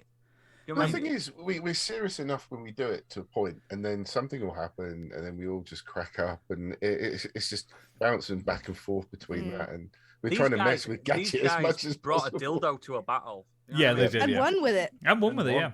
Mm. Although I- to be fair, my two favorite Scorched Sheep moments this year is one, Pip coming in to make you feel uncomfortable, Oodles. I fucking hated it. I love Pip, but I hated that. Incredible. Absolutely That was incredible. so He's funny. There's like 3 women in my life that can absolutely destroy my confidence. She's one. I've never even met her. I know, she destroys me.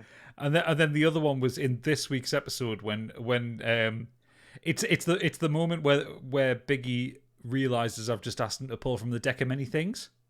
Yeah. So Because and all because Candy didn't roll high enough on a persuasion check. She rolled a 12, and it's like, okay, then you pick one too. it's just really fun. It's is. quite Amdram, isn't it? Amdram. Woo! I mean, it's exactly what it is. It's improvised Amdram. It's just fun. It's fun. You do not need to Oh. know what Dungeons and Dragons is. You just need to know that we're idiots. Holy shit! Noah's Jam has Hey. just gifted 5 tier 1 subs. Oh my goodness, thank you. Wow. Thanks, Nose thank Jam. you. Do I get any money for that? Yes, yeah, we get money for that. Point. Thanks, Nose Jam. Yes! Only 5. Oh, hooch, baby. We've only got 5 people watching. I can't tell. Also, yes, Monk's Boy. When they get to the deck of many things in this episode, you will die laughing. It is so good. Is that episode out now? It's out now. It's out today. Oh, get it on, guys. Get it on. Episode 15, season finale. I If you've found it never heard hilarious. Dungeons and Dragons being played as well, or if you've never played it yourself, I think, like for me going in, you don't realize actually there's very little dice rolling. There's very little actual mechanics to playing the game. It's mostly just role playing and just seeing where you go with it as well. So it's basically like sort of like a radio play with a couple of dice here and there. I love a bit of role play. That's a quick question of everyone. Yep. Yeah. What's been your favorite thing regarding your character? Like, what have you done yourself that you've loved the most? So for Very me, good question. my two favorite things that I've done with Stigveld was one where he went and robbed that shop. That was very funny. Spoiler alert if you're not listening. I didn't see that one coming. I was so annoyed at you. I was trying not to laugh going into that shop and doing it, and I was just like, just reach for those up there. And the Sorry, I'm trying not to. Don't burp it in the mic. We're live, you fool. I can't cut it out. I do it all the time on this show. I know you're fucking terrible for it. Oh, eating. You eat into the mic. You horrible three bastard. things. I know these are spoilers for the show. I apologize. Are we allowed to spoil our own show? Yeah. It's ours. Don't talk about the last like 3 episodes. It's fine. No. Putting that guy through the saw and manically laughing, and then throwing the bear. Throwing the bear. I mean, that's the tapestry that you're going to have in your mausoleum. Yeah. Ah, yeah. It's like, just throw the bear. Can I throw the bear? It's like, if you're all high enough. Yeah. And he did it. Yep. That could have ended in you not throwing the bear and the bear throwing you. Yep. But yeah, that's what I like about it. It is amateur dramatic. It's just proper. It's acting, but there are rules within this acting, and that's what makes it even fun. Because if we could just do what we wanted without dice, it'd be crap. I think it'd be absolutely garbage. And let's say you watch shows like Stranger Things and shows with D&D in it. It's not.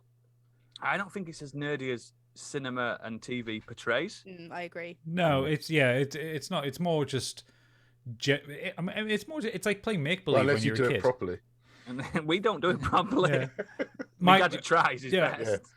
Yeah. My favorite moments as a DM have just been like the characters I've played or situations where you have thought of the box. I know I say I'm annoyed about it, but the whole fucking dildo thing was fucking hysterical. One of the funniest thing I've ever encountered. Same with Stigveld throwing the bear. But my favorite moment of playing the game has been I'm not trying to spoil the last few episodes, but playing the wizard Orapan. So for those who haven't listened to Scorched Sheep, so my concept in this world is that to be a wizard, when you become a wizard, you get powers and all that. But a little bit like how it works in The Witcher with when you become a witch or a wizard, you have to give up something or something weird happens to you. To make a sacrifice, don't you, to the magic? So I had one wizard called Gruzzle who was he's an orc wizard, and for some reason, as he became a wizard, came into his powers, he just sounds angry at everything, but he's lovely and he's friendly, but he talks like this and he's very annoyed with you and stuff like that. Nice biscuits. Yeah, nice biscuits. But with Orapan, I thought this out ages before, and they walk into his shop and he's talking, and they want something to cure Stigveld because it was when Stig was really fucking hungover. And I basically just had this flash of an idea where when he got up, instead of being this guy sat behind a desk, like he's kind of lifted up and these like 8 spiders' legs came out underneath him. So he looked human sat at a desk, and then he gets. And you're up. terrified of spiders as well, so it's a big step for you. Oh yeah, but he talks like this, and he's very fond of Stigveld, and he crawls up towards him and he wraps his arms around him, and he's so enamored with him. Get him off this show. Yeah, but the other thing that I absolutely adore about Scorched Sheep, and I'm going to put it on screen now. This is just a big shout out to the artwork that Candy does for the patrons. Oh, thank you very much. So I'm going to put on screen, if I can find the file, the artwork that she's done for the most recent episode 15. I'm giving it to you context free, but this is the artwork that she puts up every single time, and she is so good at it, and she's so good at translating the descriptions of the characters I give and the situations, and she's so good at translating them into some wonderful artwork. So if you're a patron, you get this pretty much every episode. I think there's only 2 episodes where Candy hasn't had time to do any art. Isn't she good? She's so good. Thank you. Well, look at all of you're our too artwork. kind. Candy did everything. It looks like a scene out of a rejig. a Pixar movie or something. Hey, like nobody cares about Modern Escapism's artwork. Wanker does them, an absolute wanker. But that's art. Yeah, that's art. That's yeah. not a funny filter. So that's kind of one of my highlights of it, because Candy's art is just so good for it, and it's just like that's Minerva, who is a new baddie that I've introduced into it. I didn't give a particularly detailed description of what she looks like. I just kind of said, oh, she looks like a really scary version of Yzma from Emperor's New Groove. And that's what Candy put together. I was like, that's amazing. I love it. I sexied her up a little bit. A little bit, I can say that. Yeah, I didn't mention that she had a midriff out or anything, but I'd shag her. Leather trousers. Shag every woman in our D&D world. Hello there. Every single woman. Yeah, Even let's give everyone a little treat of our voices for people that don't know it. Let's have a little. Come on, do it. Go on, Biggie. Right. Get Calbo out, Biggie. Yeah, this is me. That's Calbo, guys. Come on, let's get Stigveld in the show. Hang on. He's got to get into character. I tossed a bear once. I'm very strong. We're good chunderers, don't you? Let's get Capri on it. Let's get Capri. Hello, it's me, Capri Smitty, and I basically spend my entire time drunk. And she's not Welsh. Not Welsh. Apparently not. And I just go, hello there. It's just so easy. It's so easy. I just do Ewan McGregor. Yes, yes, Kenobi. and of course, as the DM, I have all the voices. Yeah. So I guess your voice is usually, all right, I'm a cockney. No, that's Well, just no, any yeah, guard. that's if it's a guard. So if they encounter a That's not guard, me. if they encounter a guard, he talks a bit like this. Or there was Treble's Treble's brother Quattro, who he really fucking talked like this. The old Billy Butcher voice for him. I loved him so much. And then there's Dane We spent a lot of Ashglade. time on that guy, didn't we? There is Dane Ashglade, the big bad evil guy, who is very fond of toying with the group, and he will just sit and he will taunt them in their dreams. And he's Do you know what? I hate it Christmas. when Dane comes out because he genuinely gives me the creeps as well. That voice just goes straight through me. That sounds weird when Dane comes out. He stands up and gets Dane out. Ooh. Yeah. But yeah. Onrupan is my favourite so far because It's it's not so our much favourite. fun to play. But yeah, my favourite moment is just. It sounds weird, but the episodes I'm not on because I don't know what's going to happen. And I've missed like 3 episodes, I think. And 2. You've missed 2 so Two. far. Oh, well, And- technically 3 because one was split into 2. My favourite thing is how you, as a DM, have to make up an excuse why I'm not there. Like, you Well, gotta say, at least the first time Treble's you got coronavirus, so he's not here. Yeah, the first time you missed an episode, you told us a week in advance so I could plan it in for the previous recording. But yeah, because you couldn't, like, it was literally when we went down for the podcast whole thing. It was on the Wednesday. I had full blown COVID, guys. Yeah, it was. I think it worked really well because it made sense that the Yeah, it made sense, but it was basically the description was they were all hungover after a really heavy night of drinking, and Quattro, Treble's brother, walks in and goes, and they're all asking, "Where's Treble going?" He says, "Oh, I've sent him off on a job. He's got to do something for us," and that was it. That's all I had to do. It just shows how disposable we are. That's what you are. We've been lucky that when you couldn't make it, we're in a situation where the rest of us, you could stay where you were, and the rest of us could go off to it. Yeah, we weren't in the middle of a We're like storyline. in the middle of like a mountain somewhere. Yeah, and you guys obviously haven't can't come on. noticed It's like, where the fuck's he gone? Oh, I don't know. You guys haven't noticed that my character's not a fighter, and I've missed every fighting episode. Pretty much. You've only actually killed one creature. I'm fine with that. I'm not a mass murderer like you lot. No, you're just an animal torturer. Yeah, and Let's talk about that. anyway, because we're going on about this, to Stig's point, Candy, what was your favourite score sheet moment? Do you know what? I'm like you. I really love taking on the character voices and everything. I love every interaction with the cat Proserpine. But Well, thank you. especially when I have to make up a regional accent and then you have to go with it because I've already started speaking in that particular way. And I just What you mean, see, like Gurzel Wummage? Yeah, that girl's a woman. She was one of my faves. Gertie for Right, me short. babbers. And I just see the bead of sweat kind of dripping down as you think, how am I going to replicate this accent? But yeah, I've got a little list of characters that I can do. If I ever have to use disguise self, which I do quite frequently, I've got a list of impressions that I can do. So at some point... You're going to do it live now? You just reminded me now from episode 15, the fucking magician guard situation. Yeah. Yeah, that That took me was by funny. surprise as well. It took That's all of us by probably what surprise. I I was have no expecting. idea what go. Oodles is the worst for fucking improv because his mind goes to some surreal places. But that's what keeps it fun, though, isn't it? Like, I was not expecting that at all, but just sort of went with it. That's what happens when you've got a host that's got mental illness. You are a mental illness. Biggie, come on, what's your favourite moment? It's got to be some When of he your hits terrible someone fights. for the first time. It's got to be the Yeah, wrestling ring. my combat mechanics need some work. When I lost the dice, that was fun. That was so fun. Did that make the episode? Where it's going around the back of the computer going, "Where's my die?" And I could hear, "It's not here. Where's it gone? Have you guys got my dice?" I'm like, "Dude, we died 300 miles away. How have we got your dice?" Have you found it yet? Yeah, I found it. Thank you. We're up his ass, probably. Sat on it. The conga. Oh yes, roll D20 for conga. That was fun. Obviously the card, the stack of many things, which we're not going to reveal. Too powerful. But still, my favourite bit, which wasn't really me, was the fact that I'd had a really bad fight, and I turned around to my forever trusty colleague Capri for some inspiration, who basically gave the greatest speech that knocked JFK, Martin Luther King, out of the park with her wonderful speech of inspiration. And It was like when Mandela got out of prison. It was I just got you. tongue-tied. It wasn't just that. It was right after you, just like, "What's Oh. wrong with me, Capri?" You have this like an absolute mental breakdown. And none of us were prepared for it. It was so surreal.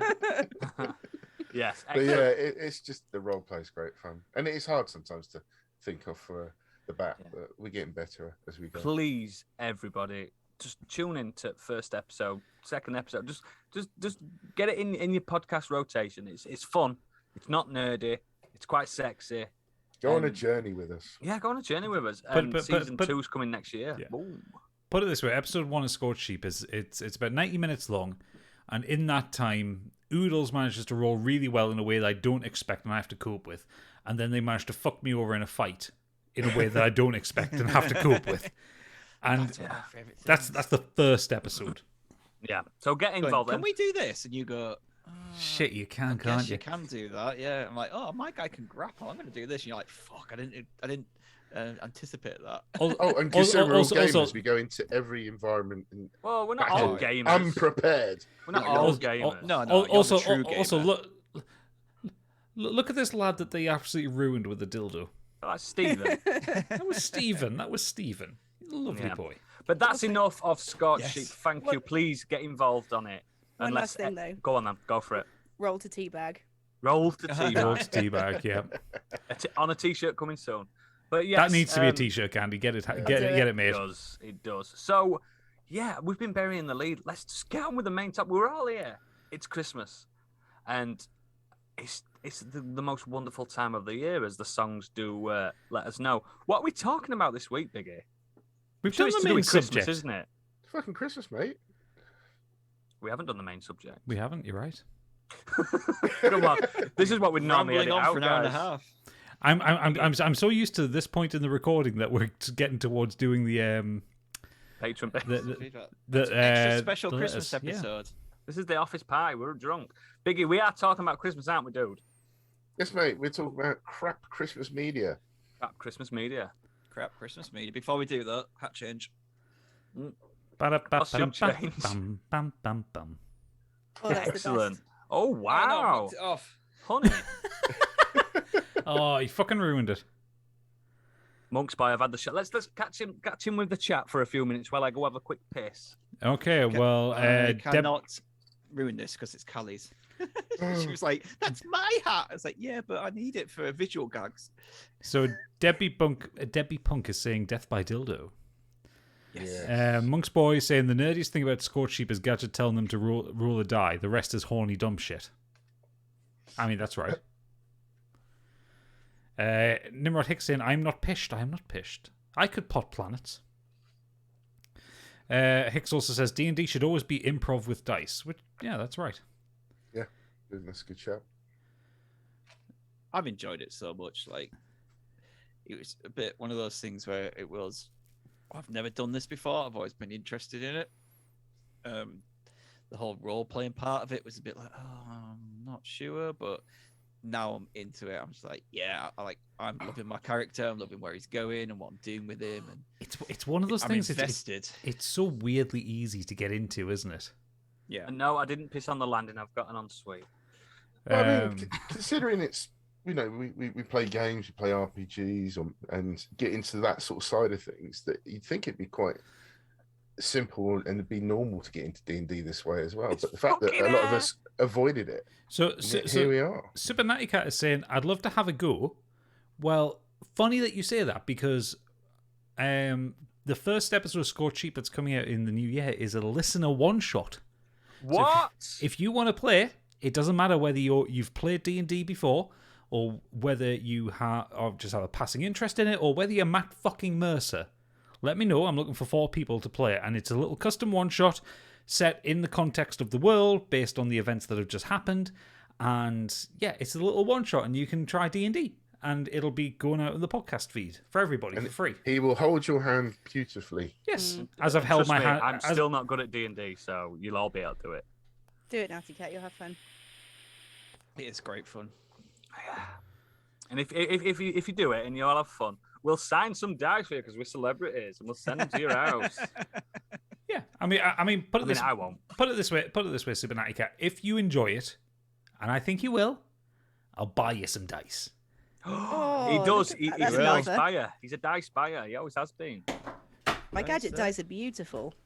I've just noticed as well on the stream, I'm pointing this way, but it's this way because I'm reversed. All this time I've been like, these guys, I've been pointing to nobody. The thing is, Super Natty Cat, if you buy dice, you will end up like me and have a lot of very different kinds of dice. Always within reach. The guy sits and chews on them when he's working. He just puts them in his mouth. You wouldn't believe the amount of times I'm sat in work meetings just like playing with a D20. Like, just keep me hands busy. They are nice to touch because they're so glossy and cute and fun, and yeah, they just feel good in your hand. But yeah, it's fun nerd shit. Anyway, the intermission is over, guys. Let's crack on. With the main topic. We are talking about, like, is this kind of negative topic for Christmas? It's no, it's not, because everybody loves our angry episodes. Yeah, that's true. That's true. We're talking about negative Christmas. I mean, media general, but just memories in general and stuff like that, and just negative Christmas. So let's start with the man in the green hat stick. Right. I want to talk about Christmas number ones. It's not Christmas time. Not specifically a specific number one, the concept of a Christmas number one. In Britain in general. It is fucking stupid. I don't understand why Britain is so obsessed with what song is at number one at Christmas. It is no different to any other part of the year. Yet for some reason, we're the only country in the world that makes a massive deal about it. It's become a British institution about what song is at Christmas this year. Who cares? Do you know what? In the last 69 years, only 12 songs have actually been Christmas songs. That's how fucking stupid it is. They haven't done a really good Christmas song in about 20 years anyway. Not that it's got to number one. I've got the list of number ones here, obviously. Get that list out. Let me Flap see it out. Let me see the last time we had a proper Christmas number Candy, one. sorry, we warned you. Stop gifting everything. Yeah, stop gifting people. No, I've got a 3 limit. You told me I've done 2. I said 3 tenors. No, she can gift away all she wants. Christmas. She's had a wine and she's now throwing money at people. She thinks she's in a bloody strip club. The last time we had a Christmas song for Christmas number one was 2004 with Band Aid 20. Which was terrible. Yeah. I love the original. The original's so much better. I can listen to that in fucking May. I like some of Dizzy Rascal stuff, but just putting that random bit of Dizzy Rascal in there, like, just I remember hearing that the first time. Yeah, it's just so weird. But yeah, if you go back, the Christmas number one tradition started in 1952. And every year, people have been obsessed with what's at number one for Christmas. And I feel like the last few years, it's become less, well, maybe the last 10, 15 years, it's become less and less prevalent because no one really gives a shit anymore, do they? Like, who listens to charts?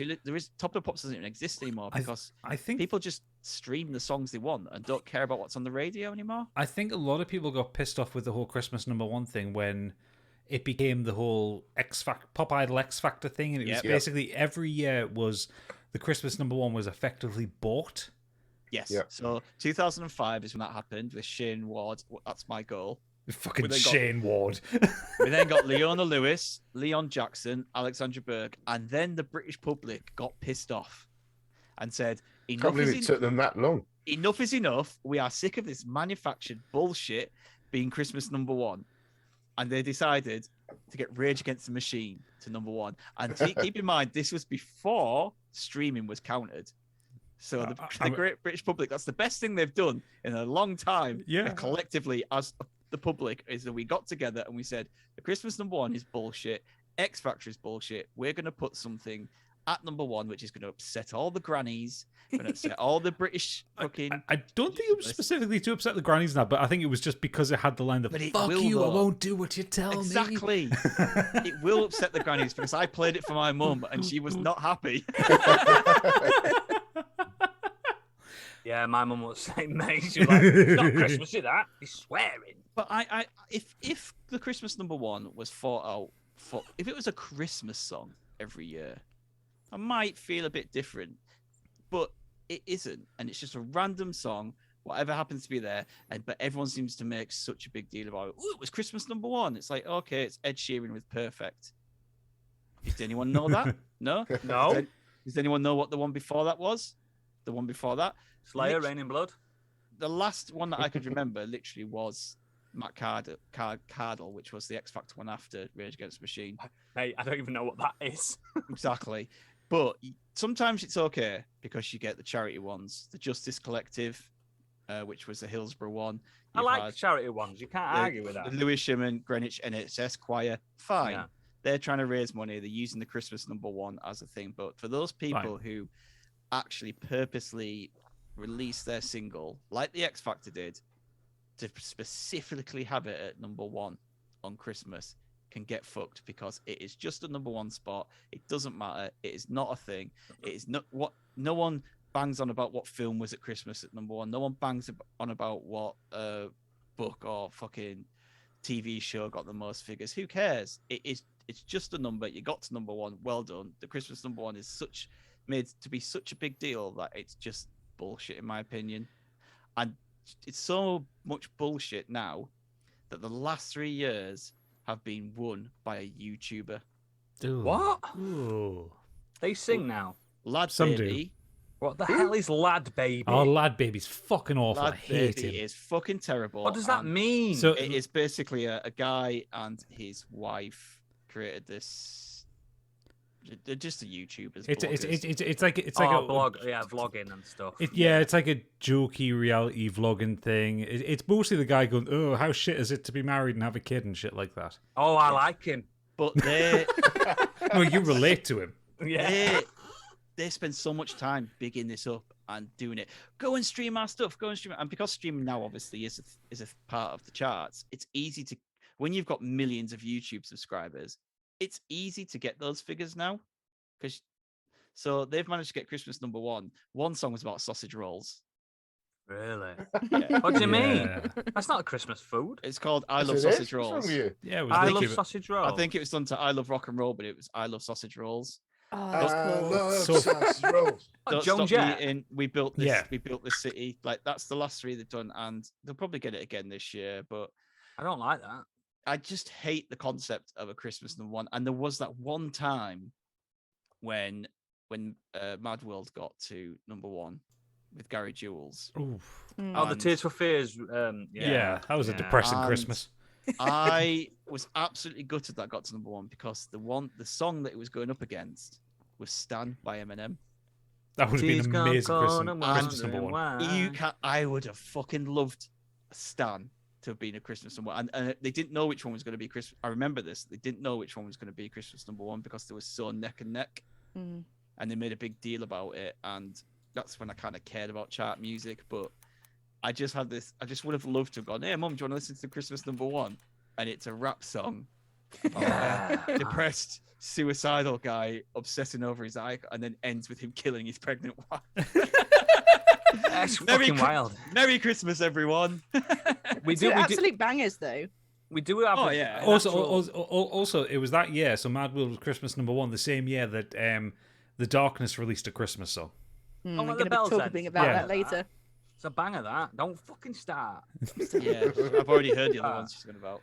But yeah, the concept of a Christmas #1, I think, is absolute bullshit, especially when it's not a actual Christmas song and then everyone associates it with Christmas. It's like, ooh, E17, Stay Another Day. Oh, it's a Christmas song. No, it's not. fucking It wasn't. not. Didn't they just put snow on the They video? put snow on the and video. s- Yeah. and some Jingle yeah, bells. yeah, it's not a fucking Christmas song, but 'cause And it it's got not even E17's best song. It's Christmas- all right. It's the best Christmas. song. Yeah, like, you know, like Cliff Richard, Saviour's Day. That's a Christmas song, but On a it's fucking, Saviour's Day. fucking Cliff Richard, isn't it? But yeah, the whole.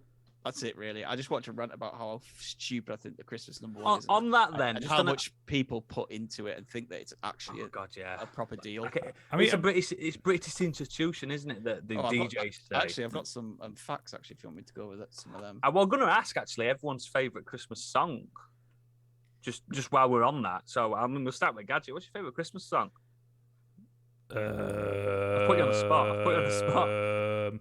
To be fair, it is going to. I don't really like Christmas songs. Actually, so it's probably Because you're a mosher. it's probably either going to be Christmas Time Done at the Bell's End or Merry Fucking Christmas by Corey Taylor. That's a good one, yeah. Candy, yours? Don't say Marilyn Manson. I wasn't going to say Marilyn Manson. He's been cancelled. Yeah, that's Um, true. I can't remember. But normally you would. Yeah, not live on stream though. I can't remember the name of it. Sing it. You got a lovely voice. No, it's the one that everyone likes though. The New York City one, Oh, the Pogues. Yeah. That was never Fairy Christmas Tale of number New one. York. Fairy Tale of New York. I don't think that got to number one. did That it? that wasn't a Oh, was Christmas it number not? one. No. No, it's No, just a Christmas you- song. well, he was Yeah. just asking what Christmas. You just said Yeah, I Christmas mean you can song, to count. be You can fair. count it absolutely. I'm What about counting you? that because every single other Christmas number one is on my shit list. What about you, Biggie? Jingle Bell Rock. Yeah, Well, that's- rock, good shout. That's Stig. mine. Jingle Bell Rock. Mine's Band-Aid. I love Band-Aid, the original. Yeah, Band Aid's cool. I can But listen no, to that in May. you can't listen to Band Aid in 2021. No. It's no, you wildly. can't. It's bad, the- innit? Well, It's White Savior, the record. exactly. Yeah. it is. White Guilt. White Guilt. It's the song. It's got a line that says there won't be snow in Africa this Christmas time. What the fuck is wrong with them?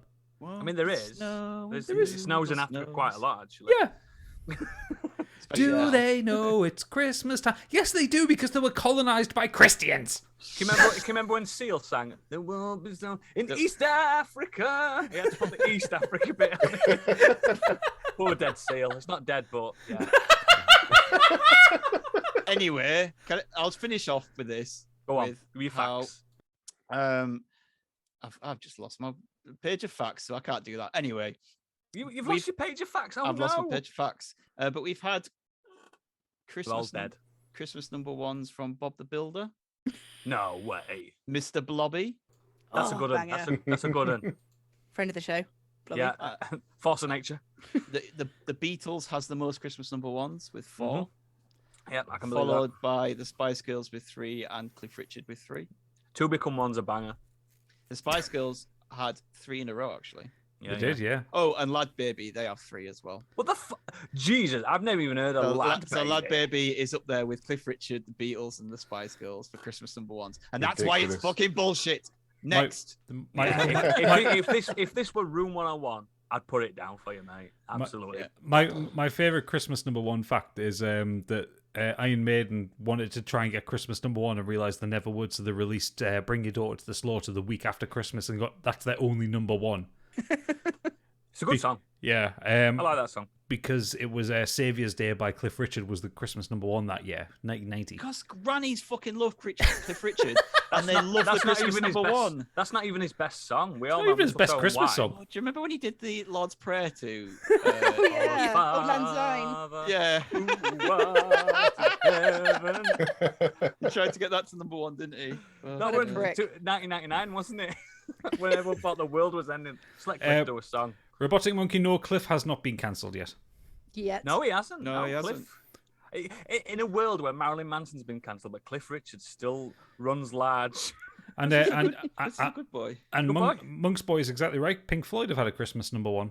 Yeah, in fact, With Another Brick in the obviously, World. He's a radio DJ. Another Brick in the What's his favourite Christmas number one? Quick, you got 30 seconds, chat, for us all to crack open another can to tell us your favourite Christmas number one. Not number one, but Christmas song. Go for it now. You do realise we have to wait 30 seconds for that to come in. Yeah, I know. Oh, okay, fair enough. Dominic the Donkey. What's that? Oh, Dominic the Donkey, incredible. Chickadee chink. Ee-aw, ee-aw. Oh, Dominic the donkey. It's the Chris Miles one. Isn't it? Yeah, It's Chris good, Miles that. used to play it. It's good that. I like that one. I like Dominic Dom. That's a good shout. Oh, Typo Joe, negative. What Red Chris Miles water. did. One of the best things Chris Miles ever did was that Stan parody. Yes. Oh, I yeah. remember that one. The Santa one, yeah. was really Oi to the World by the Vandals. Yeah. Absolute banger. I love the typo negative from Kieran. That's a very Kieran answer, isn't it? Pure, that lad. But Chris Miles, it was released in the 60s. Sorry, Monks Boy. I know you're the better DJ. I get that. I know understand. that, but he brought it to the mainstream. Yeah, that's what I heard it on. I like Feliz Navidad as well. Feliz Navidad. Yes. Come on, guys. Get your answers in Feliz quick. Navidad. You've I got another want 20 to wish seconds. you a Merry Christmas. Yeah. Yeah. That should be the lead out song. Robotic Monkey says, I met Chris Miles. He was genuinely unpleasant. Oh, I can believe it. I I can can believe it. imagine that. He's a West Yorkshire boy. We're all unpleasant. Super Natty Cat says, Mary's boy child. That's why I had to get out of Oh, yes. Oh, shit. Jesus Christ. Was born on Christmas Day. there. Right, let's go. What did Boney Boney M. M do? That one. Was that Boney M? Yeah. Huh. Yep. For the nut, what's that? For the, The nutter Nutter man Man. in the band who dances like he's on crack. Me usually. Yeah, that you've had your moment. You've had your interval. So, we're gonna go on to me now and my thing I don't like. For me in my life, Everything. everything. No, I like things. You know, I Not like Christmas. Things. No, Christmas. Yeah, for me, it's when my dad left in 1993. He said you weren't going to go there. And I hadn't seen him since. Dad, where are you? Well, we've got him right here. Well, you know, Oodles, just as you say that, Northman Rob has just walked into the place. Your He's not my dad's dad. here. I'm older than him. Yes, but he's really your dad. He's my real dad. Oh, Yeah. proper crimbo. Fuck me. But yeah, Fucking proper crimbo. proper crimbo. That fucking you can't do that anymore. Come You now, can't sing have with that me. anymore. Proper crimbo. But yeah, my real answer is crap gifts, media related gifts. So think back in the early 2000s, the late 90s, when you asked for a game or a film or something along those lines.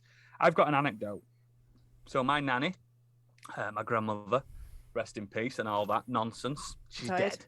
She's dead. She's retired. She retired, yeah. She retired fucking decades ago. Poof, see ya. Bye. That kind of thing. And I remember, oh God, what year was Tony Hawk's 3 Pro Skater a thing? Fucking hell, that was like 2004, 2005? Whatever that year was. I was but a wee boy then. I was wanking, but I was a wee boy. Fucking hell, man. And I remember That's saying the to info we Third needed. wanking reference we've had tonight. I remember saying to Behave. my nanny, I want this one game because I'm a pure mosher. I've got horrible jeans on. I've got a World Industries skateboard that I just lay down on because I can't skateboard. That kind of thing. I really like You Slipknot. fucking poser. Yeah, I were a pure poser, mate. And I want Tony Hawk's Pro Skater 3. Will you get me this? And I wrote it down. I said, it's got a number 3 on it. It's got a skateboard on it. Do you know what my nanny brought? She brought a inline, what's it called? Them scooters, them fucking, what's they called? Tech Them, decks. Micro Scooter 3 she bought me on the PlayStation 2.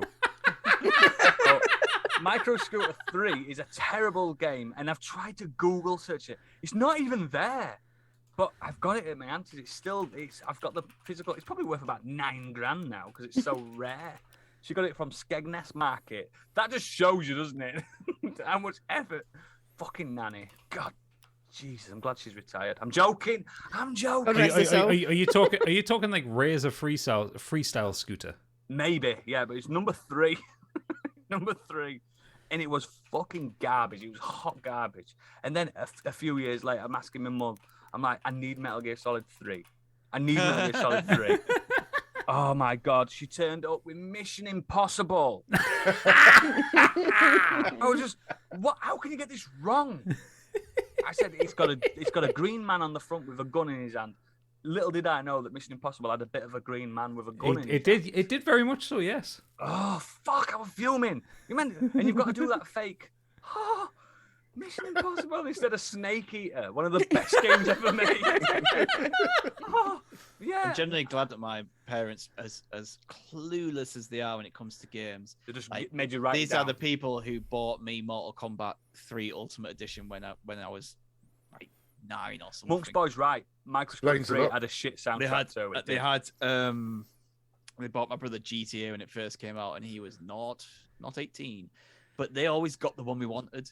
Yeah, we were so lucky that they actually got. I mean, your parents were gamers, so you were all right. I was going to say, yeah, my parents are actually gamers. So Your parents are fucking cool.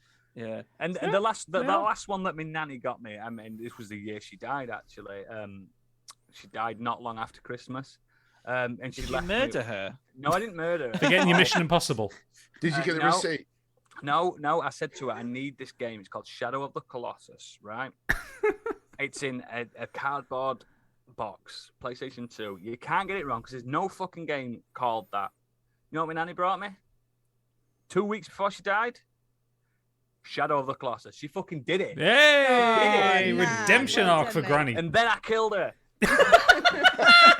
Because My she knew work here is done. Yeah, because Yeah. she knew she'd never do better. She'd never do better. She did it, and I've still got that very same copy because on the receipt it says, "Love you, Kenneth," because she loved to call me that. Love you, Kenneth, on that receipt. He I've put his still real got name that. out on the podcast. I did No, it. he I did it. didn't. It's Kristen. It's not my real name, okay. but that's what she used to call me. And It's Dave. it's Dave. All right, Dave. All right, Dave. And she written that on receipt. And I've still got that copy to this day. And Oh, she actually nailed it in the end, and then she had the audacity to die on me.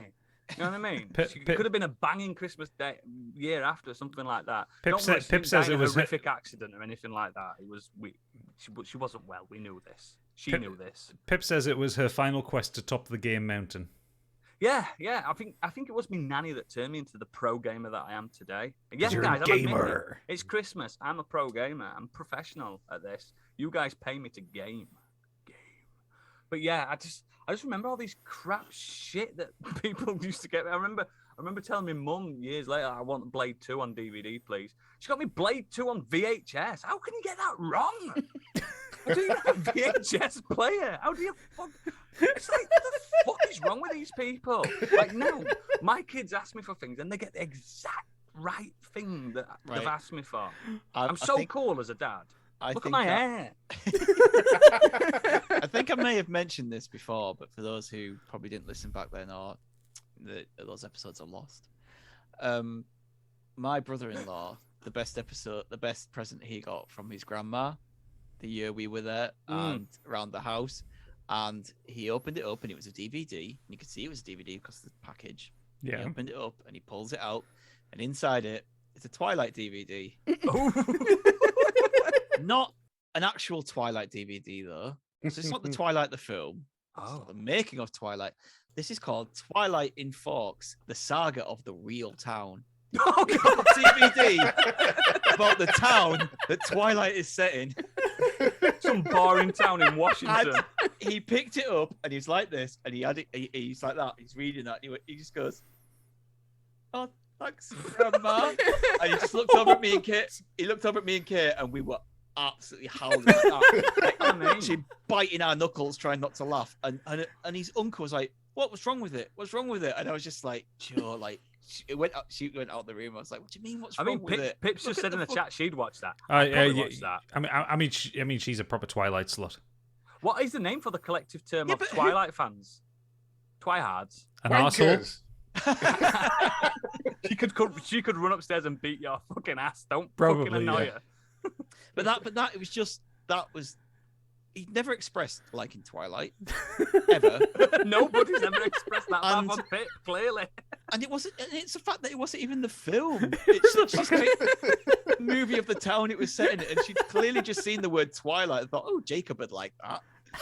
It's one of the funniest Oh, things ever. poor dead Jacob. That's like asking for Denis Villeneuve's Blu-ray of June and receiving that image up there. Bring down the cursed image. I've got to do it, haven't I? You've Here got to it bring the comes. cursed image. So this was my Secret Santa gift from these idiots last year. The cursed image, which came to the podcastle and was in place of Oodles. In fact, I've got a plan. Did we work out who gave that in the end? Yeah. I've got a plan. This could be one lucky listener's prize. No. The cursed item stays with you, you cursed bastard. This is the most cursed item on planet Earth. This has given me nothing but bad luck since I've received it. Work didn't pay me for one. And this is just... I've not been able to get an erection since this has been in my house. I mean, the only reason it came to you is because Pip said she'd leave me if it stayed in the house I've got one anymore. now. I don't fucking blame you. You've got one now. I don't blame it. This is horrific. This is the worst thing I've ever been handed in my life. Worse than Razor Scooter 3. Yeah, Super Natty Cat, my Secret Santa present last year when we did this same podcast, the one where Stig got so drunk that he fell off his chair. Yeah. Didn't fall off the chair. I kind of got a body like that. Did this. I was just this. Down like here, like this. It's a canvas print of Sting from the 1984 version of Dune as Fade Ruther. And it's cursed. It's horrific. Because Sting's not looked that good since like 1979 or whenever it was fucking filmed. Yes, as Robotic was saying, for the audio only listening, what is Oodle showing? It is the cursed item I received as a Secret Santa gift last year. It is a canvas of Sting in Dune in his metal underpants. Can you tell that he's a fucking DJ? For the audio listeners only. What a monkey. What a little monkey. No, it's Robotic Monkey, not Monk's Best. That's a different monkey. How many monkeys have we got? We've got at least 2. It's like Planet of the Apes in this chat. It's ridiculous. You maniacs! Golightly is saying, your head needs photoshopping on that pronto. Dude. Candy, get on it. Candy, get on it. Don't fucking give him ammo, mate. Don't give him ammo. We don't even need a Photoshop. I could just get a blue nappy and just pose. I'm about that skinny. Pip saying, Stig didn't fall, he was resting his arse. Yes, he was resting his ass. But yeah, that's what I wanted to talk about. I wanted to talk about crap gifts. And quickly, again, chat, you've got a few seconds to get in what was your crappiest gift, because I want to involve the chat in this Christmas office party. And you guys, while we're waiting for the chat, what's your crappiest gift you've ever received? Be honest, guys. Can I?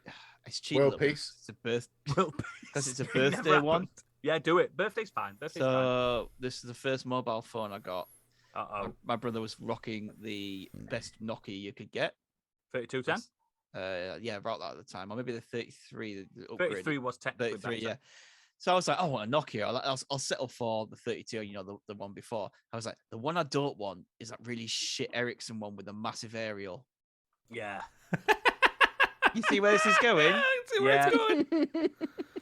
Said this to my brother, and my brother just burst out laughing. I was like, what? He went, I don't want to spoil it, but that's what you've got. I was like, are you joking me? He's like, no, I that's what remember you've that got. aerial. That aerial was too big. The aerial was like It was half ridiculous. the size, massive. And the only thing that phone could do was you could replace the front plate, and you could make ringtones on it. Had no fucking games on it. Yeah. It's like it didn't even have Snake or anything on it. I was like, as if that's what they bought me. It was. I was like, I appreciate getting it, but fuck me. I know. You had a bad one, Gadget. You can say it from your missus if you want. No. You can only run upstairs and beat your shitting head in. Actually, no, to be fair, Pip's been really good at getting me gifts. I think the worst one I ever had was back in the day.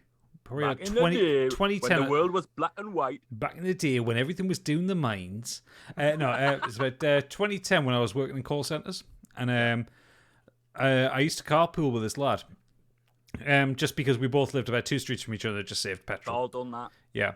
And it was the Secret Santa at work, and like had all the gifts out there, and then like the manager handed one to me, and it was the biggest one. I thought, oh, this is fucking mint, this. Yes. And it was wheel trims for me Nissan Primera.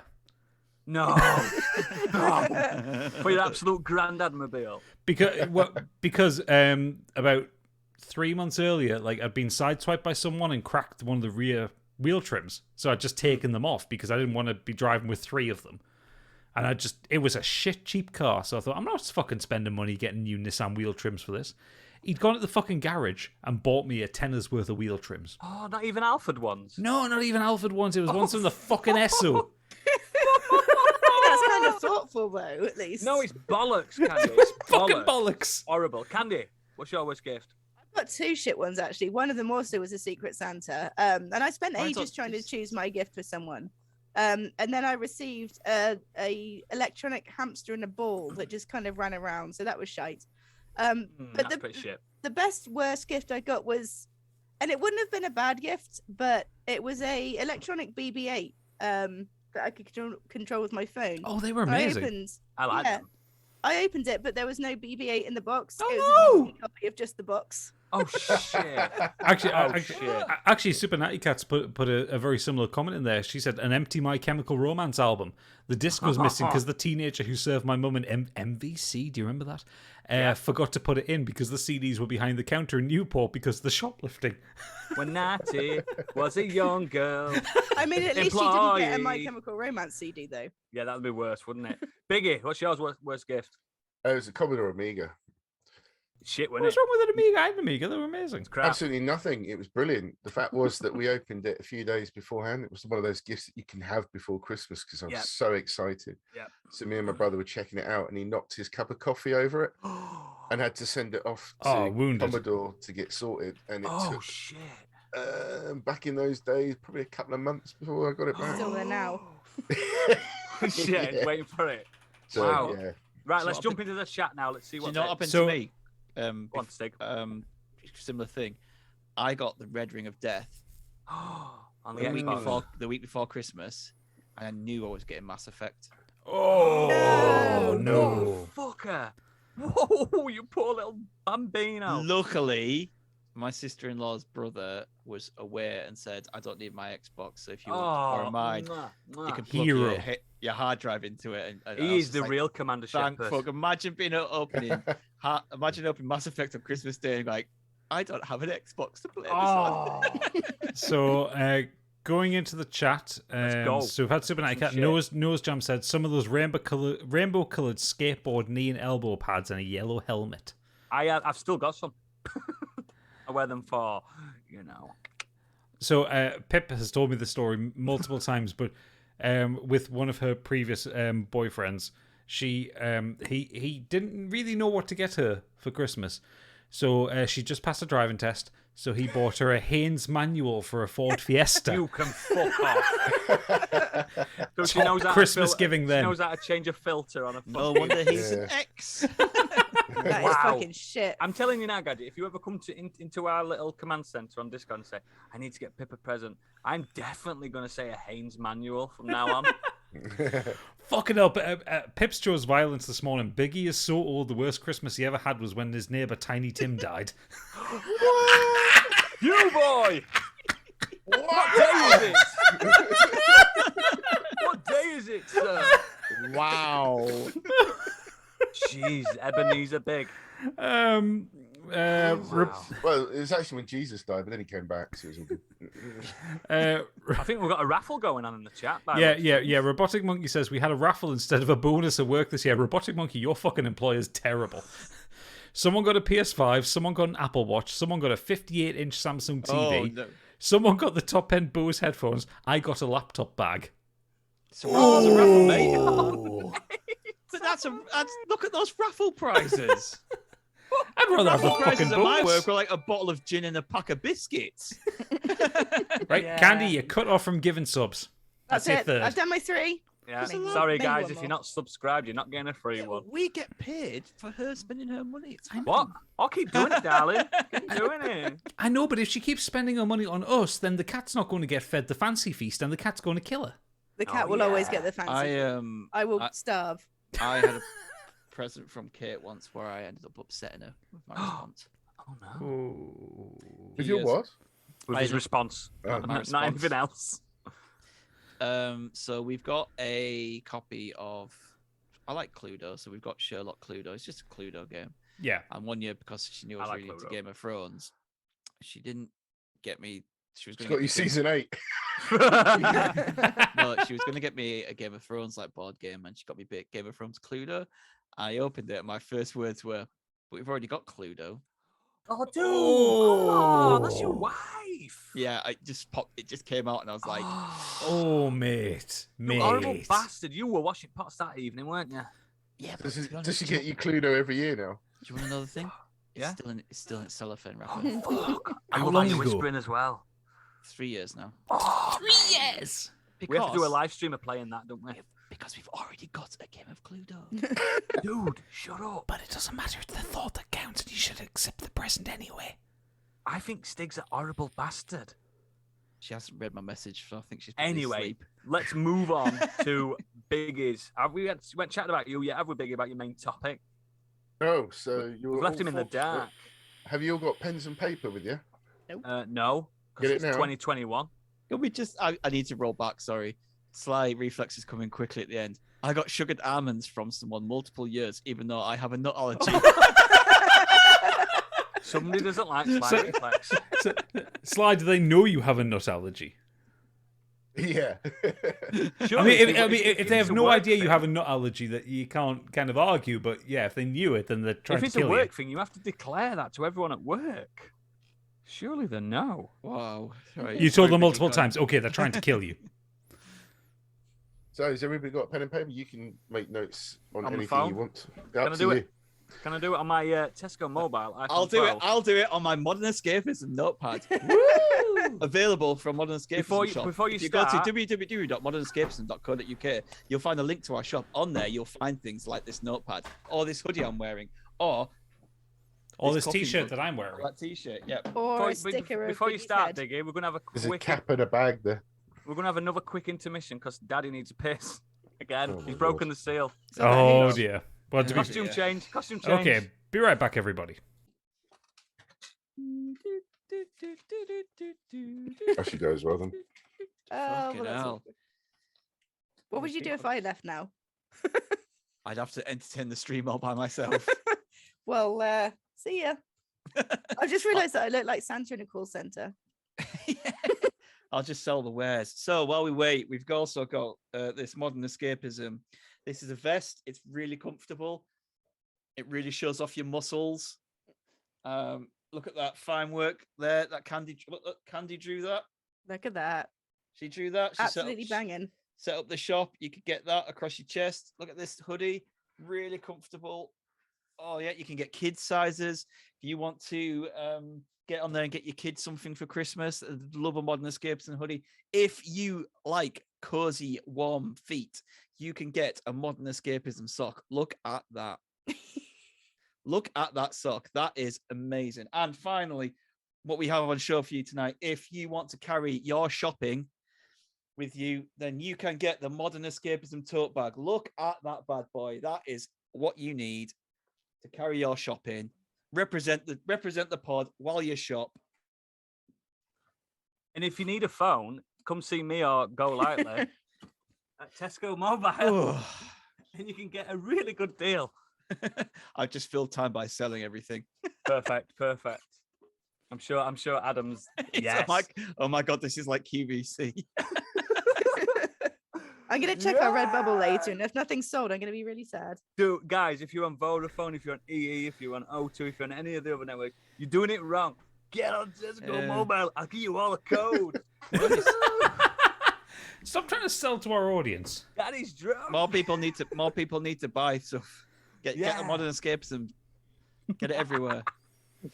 Okay, That's it. is No more everybody back? We're back. hang The on. intermission is over. QVC Because- is shut down. Tonight, I promise we had loads of costume changes. we Thank wouldn't have God it's a there. Christmas party without Biggie's bonus bauble bundle Christmas blockbuster quiz bonanza. Yeah! It's the Christmas movie quiz. Let's do it. Oh, no. Fucking happening, Oh, boys no. and girls. Biggie's It's a gone quick off fire script. round. You're just going to go and have to put your answers down on a pen and paper. You can mark it yourself because no one likes. I'm doing it on my marking. phone, but I promise you, it's on airplane mode Get me some. because I don't want to ruin the stream's internet. Shit internet in Pontefract. So Feel free to put your answers in the chat. Don't let anyone look at it. I love how you've not planned this or told us that you were doing this. Nope. Are you ready? No, but okay. God's sake. It's a clown hair. Let's go. Which film's main character is called Buddy? Ah, fuck. Silence of the Lambs. Are we all done? Yep. Yeah, don't put it in the chat. Okay, what's your answers, please? Elf. I've put Elf. Elf. Elf. I know you can't see it, but Can't Elf. see it. Correct. Who played British Prime Minister in 2003's film Love Actually? Hang on. Give me a second. No. Done. Done. Done. I can't remember, so I've put Idris Elba. Your answers, remember. please. Hugh Grant. I just think Fuck, it Hugh. was Hugh Grant. Yep. I can remember his surname. Just Hugh. Hugh. Which Hugh. comic actor played Ebenezer Scrooge and all three ghosts in the 2009 Hollywood version of Christmas Carol? I remember that. Done. Yeah. I know that. I've got All that. done? Oh. Yep. Jim Emmy, Carrey. you need Yeah. an answer. Jim Carrey. Jim Carrey. Are you Terrible giving that that film, to innit? Candy or not? Fuck off, I said it first. It's Is Christmas. this the yes. first person to get it, or what? Or we just? No, you it's just... just, oh, it's just okay. a quiz. It's just fun. It doesn't matter about winners. Michael We're Caine all was the losers. Muppets. Let It Snow famously plays out at the end of which 1988 film? Oh. I've got it. I was Is it- going to say Frozen, but that's Let It Go. Is it Die Hard? Okay, we all done? Die Hard. Yep. It's Die Hard, yeah. You didn't know that, did you, Stiggy? You forgot. He forgot yeah. because he's crap. The film White Christmas features the classic song of the same name, but which film does this song originally appear? I've got it. So again, What? I've got it. The film White Christmas features the classic song of the same name, but which film does this song originally appear? Is I'm the dreaming of a answer? White Christmas. It's a Wonderful Life. No. Ah, fuck. Dreaming. Anyone else? No idea. Mm. Oh no, it's It was Holiday Inn. Monk's Boy got it. Well done, Monk's Boy, you cheeky monkey. What is Father Christmas known as in The Nightmare Before Christmas? I don't know. Got it. I don't know. I'm not a basic goth, so Saint Hey! Nicholas. Saint Nicholas. I've seen that film once. when Sandy it first came Claus. out. Yeah. Sandy Candy Claus. is the only one that got that. Yeah, for fuck's sake. George Bailey is the main character in which classic Christmas movie? Yeah. it's a got that Wonderful one. Life. It's a Wonderful Life. Yeah, you all got that. Which you need to watch it still, even Did in we? Did you 2021. get it? Did you know that, Candy? No. It's There you still go. good today, mate. It's still really good. I'll be giving her points. Oh, yeah, What did we win, by the way? you'll find out. In Naked the Biggie. Christmas hit film Home Alone, which city did Macaulay Culkin's family visit, leaving him behind? Miami. Chicago. Orlando. No, Tallahassee. Tampa. you're wrong. It was Paris. Oh. What? Which No, one? no, Went to no, no. Florida. They go to Florida in the first one. It's France in the second one. I'm going by what this quiz says. This quiz is probably wrong. Well, the quiz is wrong. Depends which movie they're talking about. How many They need roles? to define which movie they're talking How about. many roles does Tom She Hanks? gets a car back to the fucking house. How does she get a car back from Paris to the How, house? how many roles does Tom Hanks play in Polar Express? 7. All of them. Four. Any others? 19. All of them. It was 6. None of you got that one. Who the fuck's Oh, I seen was Polar closest, though. Express? Six characters, all of them. I like it, Stig. I like that. What is the missed present that Arthur Christmas must find in a way to deliver to a the bike. girl in Cornwall? Oh, all right. I've never even seen that. What is yeah. that? Oh, Arthur Christmas is great. It's one of Aardman's films. I didn't understand. Oh, the he's an question. admin. Yeah. Oh, That's fine. I'll get on that this year. Yeah, this week. Which tough guy actor was the star of the film Jingle All the Way? Arnie. Arnie. Arnold Schwarzenegger. I said his Schwarzenegger. full name. Yeah, but you knew who I meant. No, you could have meant Arnie Smith. No, Which, no. which famous US cartoon film features Snoopy has been shown on TV every year since it was made in 1965? Peanuts. A Anyone very else? Snoopy Christmas, Charlie isn't Brown's, it? Charlie Brown's Christmas, yeah. Diggy, you got it? For fuck's sake, it's Peanuts. No, No, it's not. Pe- that's Peanuts, all Peanuts that is the newspaper cartoon. I fucking hate this. What is the festive name character played by Denise Richards in the Bond film The World Is Not Christmas Jones. Christmas Jones. Jones. Because Christmas comes Christmas Jones. twice. How this is it year. there? Oh God. I always None wanted of you- Christmas none in of you He said got- it Turkey. wasn't whoever came first, though. None of you got that because it was actually Dr. Christmas Jones. Oh, fuck fuck Didn't ask for a Hey, title. Gadget, just kick him off the stream. I will, yeah. Boo Just him got to out. fucking mute him. So, who plays Scrooge in A Muppet Christmas Carol? Michael Caine. Michael Caine. I got, it's You not went. like You went. Michael Caine. Michael Caine. Michael Caine. Michael Caine. Michael Caine. Michael Caine. Michael Caine. He's a nosy neighbour.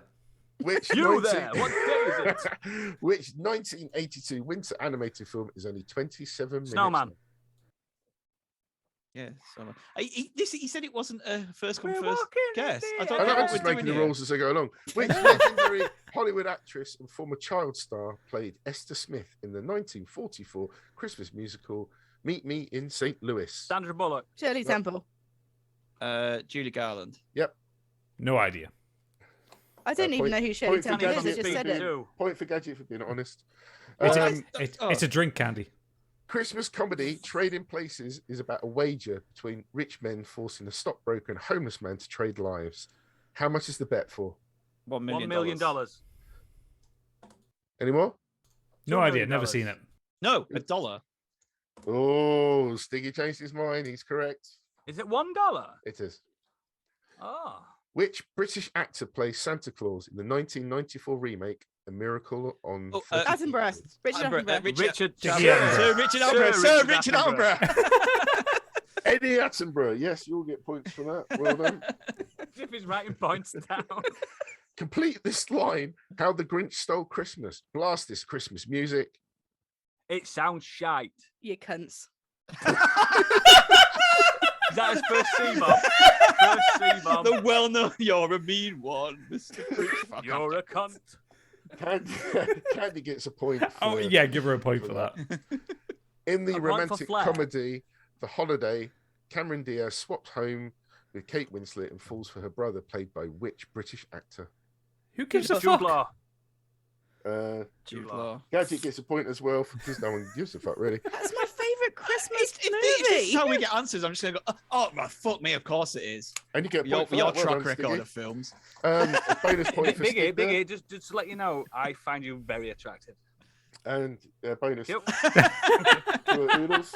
Thank you. 1983, A Christmas Story is the story of a boy who longs for a BB gun for Christmas. But what warning do all the adults in his life, including Santa, give him when he asks for it? Don't shoot anyone in the eyes. And the Don't, cats. don't point it in your face. Anyone else? No idea. I'll give it to Oodles. It was You'll Shoot Your Eye Out, Kid. Yeah, I know it's something to do with the I said, eyes. don't point it in your face. That's pretty close. No, it's something But to it's do with not the the eye. eyes. In the Christmas on your themed face. Batman Returns, what decoration do... Oh, sorry. I'll get that right. What decoration do Batman and Catwoman say can be deadly if you eat it? Mistletoe. Yeah, you'll get points apart from Gadget. He's really quiet. I like this. How many nativity movies have been released to date? 3. 3. It's 4. 4? What? When did they So- stealth release a Oh, fourth where one? did I they do get a bonus fourth? point. I like the That's first one one. for me. Really good. You're getting It's- yourself a And point. it's Nativity 2, Danger in the Manger, and So Dude, shit. Nativity 3, Where's My Donkey? And then it was Nativity Rocks. I like the first one. Oh, they're fucking terrible, them films. No, the first one's fun. Fuck Yo, off. you're a Grinch. 24. Which singer filmed a film called Christmas on the Square on Netflix in 2020? Rihanna. Dolly Parton. Oh, Gadget's in there. Fucking hell! I only know that because of Pip. You You playing don't that Dolly watch card? fucking Seven. You don't watch Gremlins, but you've seen that. I haven't seen it. I just know of its existence. Wow. And finally, Shit. question 25. In the 2017 movie, The Man Who Invented Christmas stars Dan Stevens as which author? God. No, Stephen King. no. Jesus. It's the guy who Matthew, did the Mark, Christmas Luke, and Carol. John. It's the guy who Go. did the Christmas Carol. D.S. What's his name? Carroll. No. Keep going. What's Come his on. name? You're so Dickens. close. Christmas Carol. Gadget Charles got it. Dickens. Charles Dickens. Oh, for fuck's sake! I give you that clue. I think God did invent Christmas, though, to be fair. I think Jesus did actually. Well, he shagged Mary to make Jesus. Therefore, Christmas came into Whoa. existence. Whoa. God did Whoa. not shag Mary. That was an immaculate conception. Don't fucking start. And finally, for a bonus 5 points, what is my favourite Christmas movie? Your favourite Die Christmas Hard. movie Die is Hard. Gremlins. Die Hard. Gremlins. Jingle all the way. A Wonderful Life. Lethal Muppets. Weapon. I don't know. Yes. Gadget got it. Is it? No. You're such a prick. And that is the quiz. Total up your answers. I got 20. I thought 30 you were out of totally 30. not. I thought you were. I Oh, got I 30 mean, out of Matt, 30. right. If you've listened to our Patreon special when we did fucking Mastermind. That was a it's fucking called shit show. Shit up. 11, 12, 13.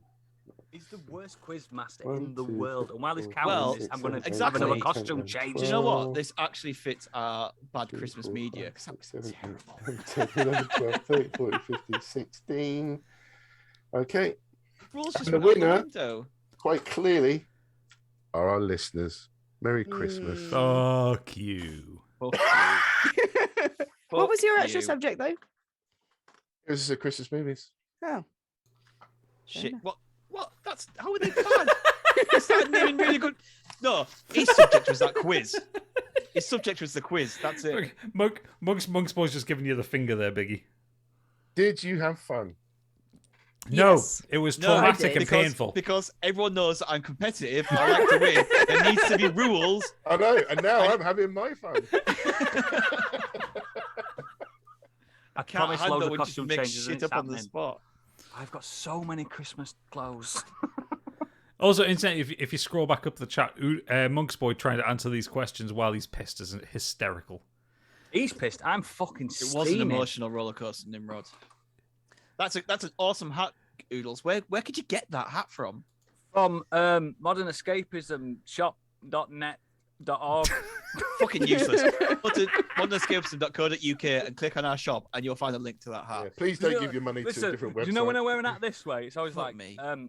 yeah, what's that? 5 nuggets? Yeah. I look like I work at McDonald's. I mean, with the What, do you wanna with the go hair and the supersize? hat, you do. You But when really I wear do. it like this, I look like a fucking baller. You look like Kevin the teenager. You do. Fuck off. No. do. Dude, So where's your car? unfair. Can I have a jam sandwich? Tie your hair back. Yes, Miss Patterson. Yes, Miss Patterson. I like this hat. This This is hat is, do Patterson. you know what? Do you know when you get? It doesn't smell. Do you know when you get new things sometimes and they smell a bit funny? Drunk scale pip. I'm only on my 4th bottle, so not very in. I'll give you a clue. That's a bed of cans. What's that little white bag? I'm not telling you what that little white bag is. That's cocaine. I'm joking, Okay, it's so not. so I've had a voice message from Monk's boy, so I'm just going to play it into the mic. Yeah, do it. Fuck off, you wanker. I'm not pissed. You're pissed. You're the one drinking beer and whiskey. Alright? Hey, wanker. Exactly like Biggie. I mean, they're both from the South Something Coast. that not a Oh, pissed I'm person would Matt's say. boy. I didn't realise we could have like live chat and stuff like that and phone-in competitions. Who's got my number? Punky's got my number. Give us your Go on. fucking money now. That was my Irish accent, by the way. Sorry, punk. Right, move on. Look at this Krusty the Clown here. Oh, I've had so many costume changes. I've got more though. I've got loads more. I've Fucking run out. hell. I only had hats. Oh, right. Right, Biggie. That was Biggie's Christmas quiz. Can we have a round of applause for that Christmas quiz? No, Ooh. Oh, come Who on. won it? I Who won it, by enjoyed the it. way? the Christmas listeners. one. Christmas The one. listeners. The listeners won it. Fuck's sake. Right, I think we've only got one person left. I think No, that it's- might. Oh, have we not? I've got 2 No, we've people got left. like all of us. Gadget and Candy. Yeah. Can I just mention very All of quickly? us, I've that's just 2. checked Wikipedia, and in fact, the Monk's boy's just texted me and said twat. Macaulay Culkin's family were heading to Paris, and the fact that the mother didn't make it there because she realised had forgotten Kevin at Yeah, some we're point. thinking- But the rest of the family did actually go to Paris. Yeah, Oh, we're, it must have we're gone to thinking Deadly number Second Punk 2. one. actually then. confirmed that in the chat. So fuck you. It was right. All right, Fuck dickhead. you. Right, Fuck Candy, you go. very Fucking hit much. it. Right, so we've talked about music already. So mine is She's chick gonna Christmas hurt pop people songs. Here.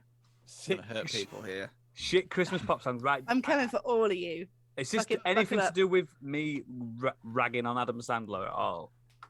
I'm not saying that's got anything to do with Can it. we just get a but quick maybe. poll in the But chat? he's If shit, people like Candy. Adam Sandler. I'm not having this fucking argument again. I love Adam Chat. Sandler. He's got kind eyes, and that is it. Okay, hang on, Candy.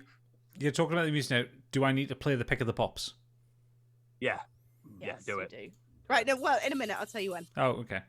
So, yeah, so ship Christmas pop songs. So to be clear, I don't mean like traditional Christmas carols or anything. I mean the horrible cheesy pop songs that get blasted on the radio from November onwards, like wherever you go, like a malicious reminder that you aren't going to be able to pay your bills for a jolly holly 3 months, and you better start taking your valuables around to your friend's house so the bailiffs don't start eyeing them up. Stig's already touched on Christmas music, so I'm just going to jump right in and give you my top 10 shite Christmas songs. Get So, ready, pop Gadget, hit pickers. it. Have you hit it, Gadget? I've hit it.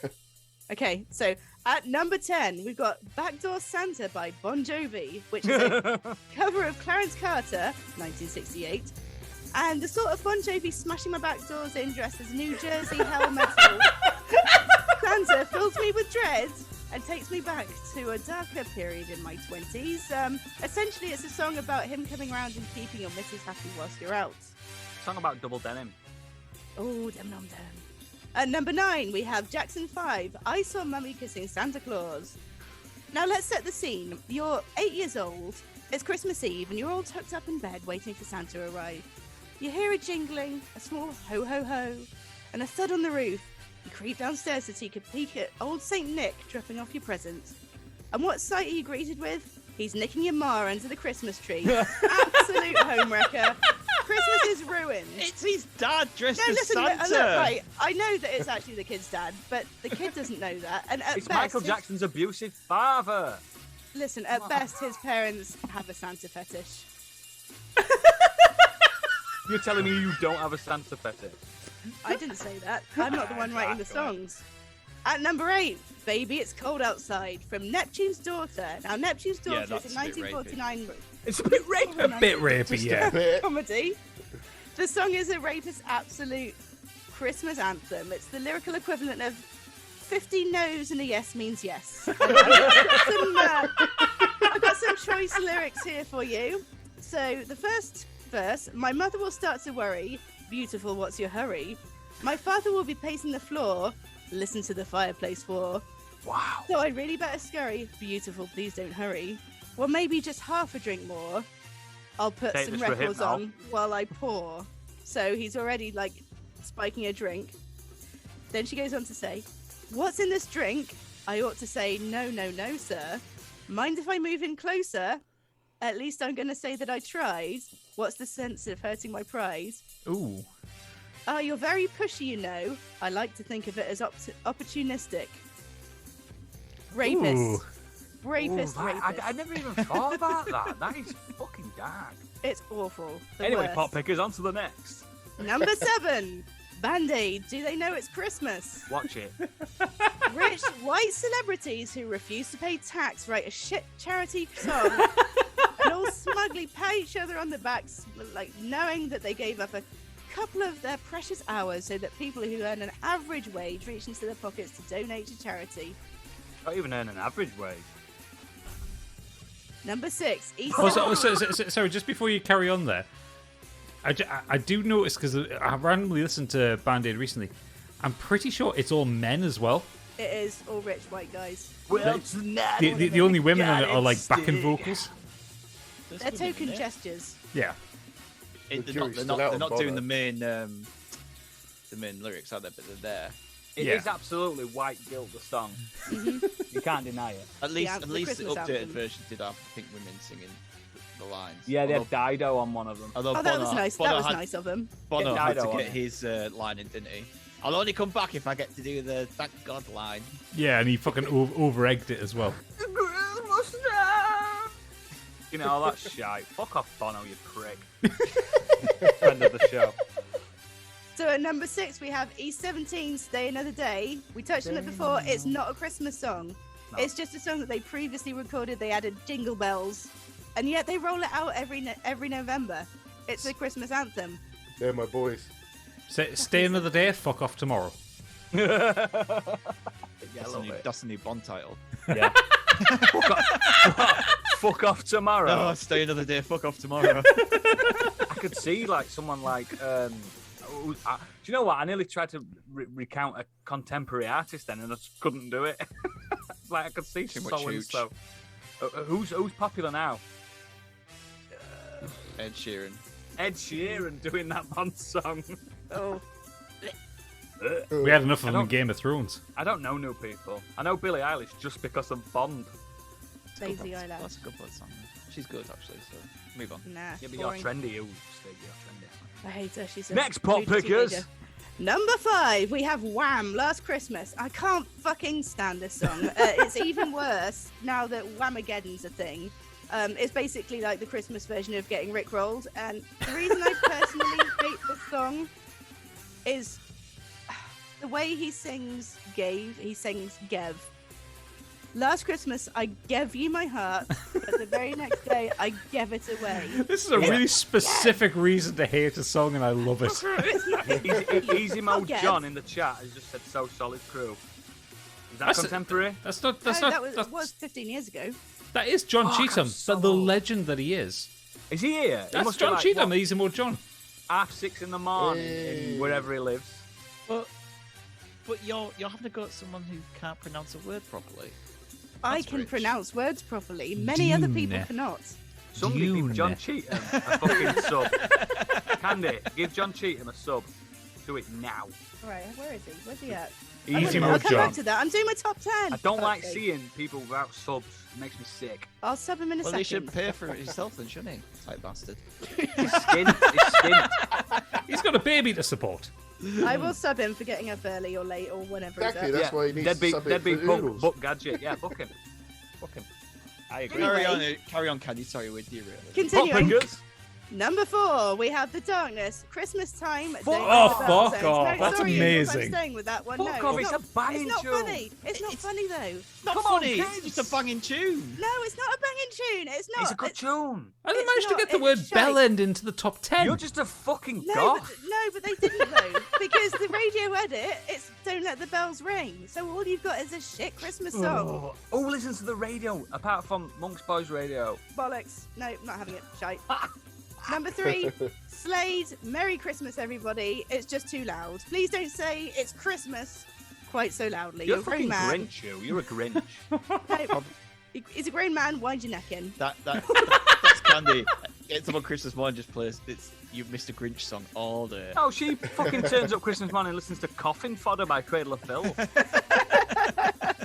It's a very Hang it, by it's the a very way. ghost Christmas. Oh my god, I wish Grace would release a Christmas album. Can you It would be imagine? good. It would be good. That would be so good.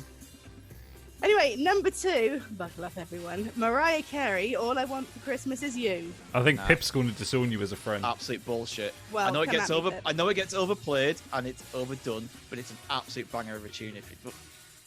It is. I'm sorry, but it's Tune a great aside. pop tune. No, I'm listen. kind of with Stig because if you're in a pub at Christmas time and you want like a lady that you're with to Floor put filler. the drink down, they'll go. Don't want. They always do this. That's how they put the drink down because you put that song on. It's Not not just what ladies it's not either. what she Not wants, just though, ladies. is it? Me She as wants big fuck off mansion. She wants She stew. wants That's blue what I'm saying, right, minstrels so in a she's a- bowl, right? Yeah, she's a renowned diva in Hollywood. She's renowned for being kind of the highest order. If you're trying to convince me that all she wants for Christmas is you, I'm just not having it at all. All she wants for Christmas is for you to buy her a new car, a Yeah. pedigree dog, a diamond necklace, and a holiday to Lake Como. And if you She don't, says in the song, "I don't care about it all." She just She wants does, me. she can. She just wants me, Candy. no, that's not. You have You not specifically, experienced the true Stig. Carrie. That is no. I substitute the word "you" for stew. Also, Pip has said, "Let me guess, Candy. Your favorite Christmas song is Nightmare Before Christmas." Of course it fucking is. I She's don't a like goth. any Christmas songs, but these are the worst, top of the flops. But anyway, if you don't get her all that for Christmas, all she wants for Christmas is your balls and a vice, and her voice is really annoying Yes, as well. but Candy, some gents are into that. Me. Put my I balls in can't the argue vice. with that. Exactly. Candy Monk's Boy is desperate to get you on the radio between 2 and 3 p.m. tomorrow. Oh, it's such a shame we didn't have you on that radio show because you would have been fucking mwah, chef's kiss. You'll have to phone the tattoo studio, and I will come on that show He's for busy you. tomorrow with an hangover, guys. Yeah, sorry to my customer. And And number one, pop pickers. coming in at number 1, Michael Bublé. Anything by Yes. Michael Bublé. Fuck Michael Bublé. I'm with you on Absolute that. Michael Bublé, straight in the bin. But in You particular, do know Michael Bublé is a patron subscriber to the show. Well, I'm afraid we're going to have to lose his sub.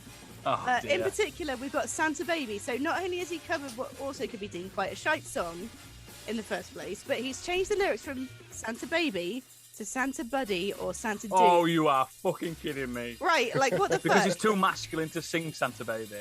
Like, I can't understand what the relationship is here. Is Santa's he a is Santa fucking some bear, kind he's of... sexy. Yeah, but But Bublé is too afraid to say baby, so he's obviously some kind of like weird sugar baby to Super Bublé. straight guy, isn't he? Super straight Bublé. Bublé only likes Fanny.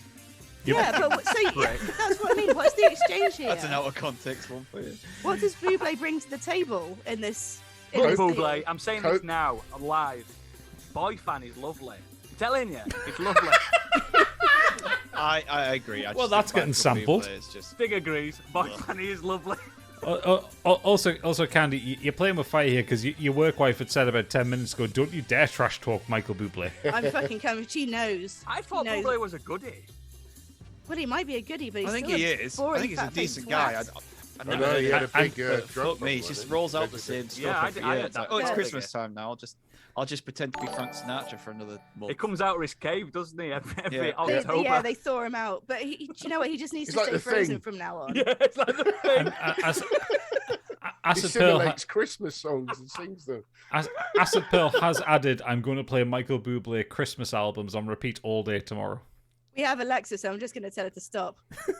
Alexa, self-destruct. Listen, there's no Nan left in the world that doesn't already have a Michael Bublé CD, so there's no reason to thaw him out every year from now on. Super Natty Cat said he comes out of his cave every November 30th. Yeah. I'm so glad that my mum is not into that kind of music. She's just classical music. Oh, is she? She's been a choral society and everything. So she just. I listens love to Stig's mum already. To classical music. My dad is into fucking rock and roll, that kind of shit. So never had to put up with stuff like this, with like Bublé and the like. Ugh. Yeah, but your dad's weird. Your dad bollocked me for using a sat nav. But that's because he's a full-on. Like, Use a map. Yeah, that's just what he said. I was about to say a word we're not allowed to say on this show. Don't say it. Excellent. Thank you very much for your beautiful, if not controversial. There is one song that you countdown. missed off your list, Candy. Oh, here we go. Here we go. And I'm just going to play it for you now. Is this going to even work? I know the lyrics. Would you do us the honors of spinning Rudolph the Red-Nosed Reindeer? Is there going to be rude words in this, Biggie? What is he playing? This is not good audio. Wait. Come on!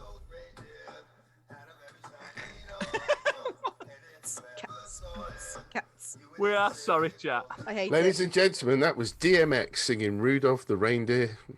Rudolph the Reindeer. Rudolph the reindeer.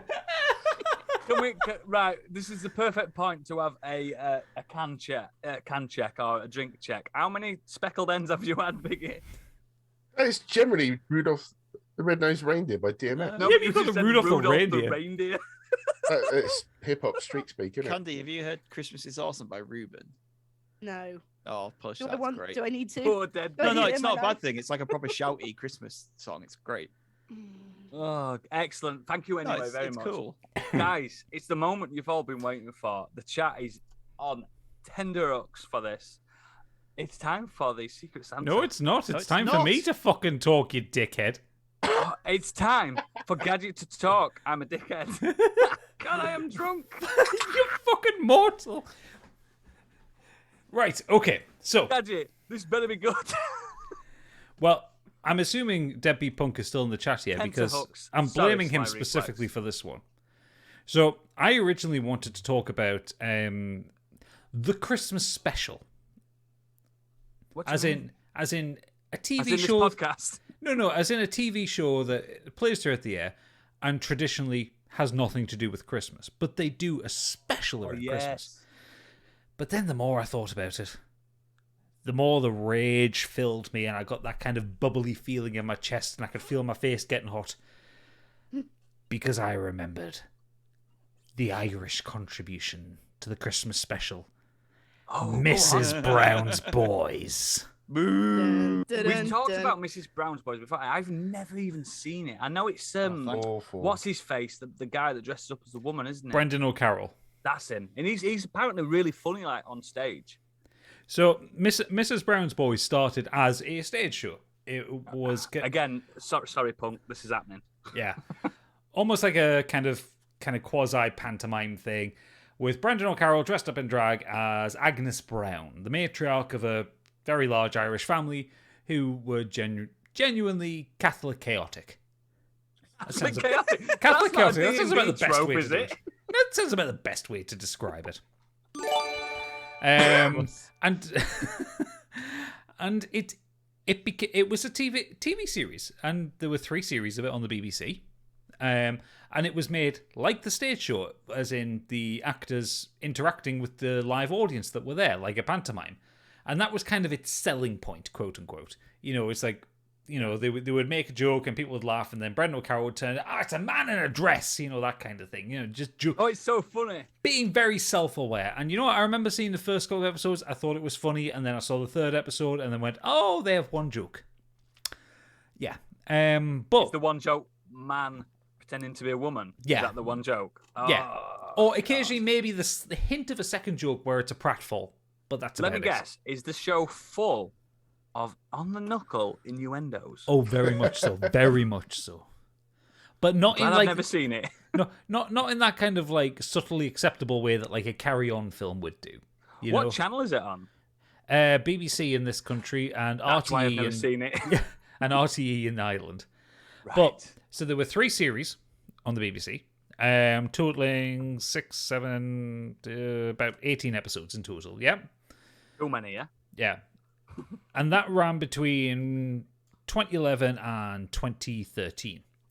Since then, the BBC has brought it back every year for 2 Christmas specials a year. 2. Yes. Crazy that. There has been 18 regular episodes of the show. Wow.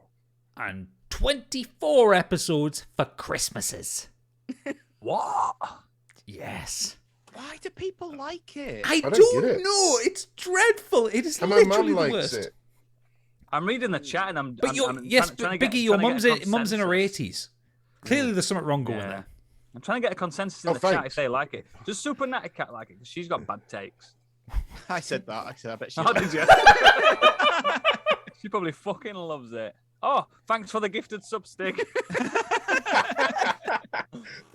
I've never, I genuinely, Gadget, I'm sorry for not being in the zeitgeist. I don't know if this is popular culture, but I've never even watched a single episode. honestly, I couldn't it is- point Mrs. Brown out in a fucking parade. I couldn't. It's so bleak because, I mean, I was being funny before, but literally it just has about one joke. It's just...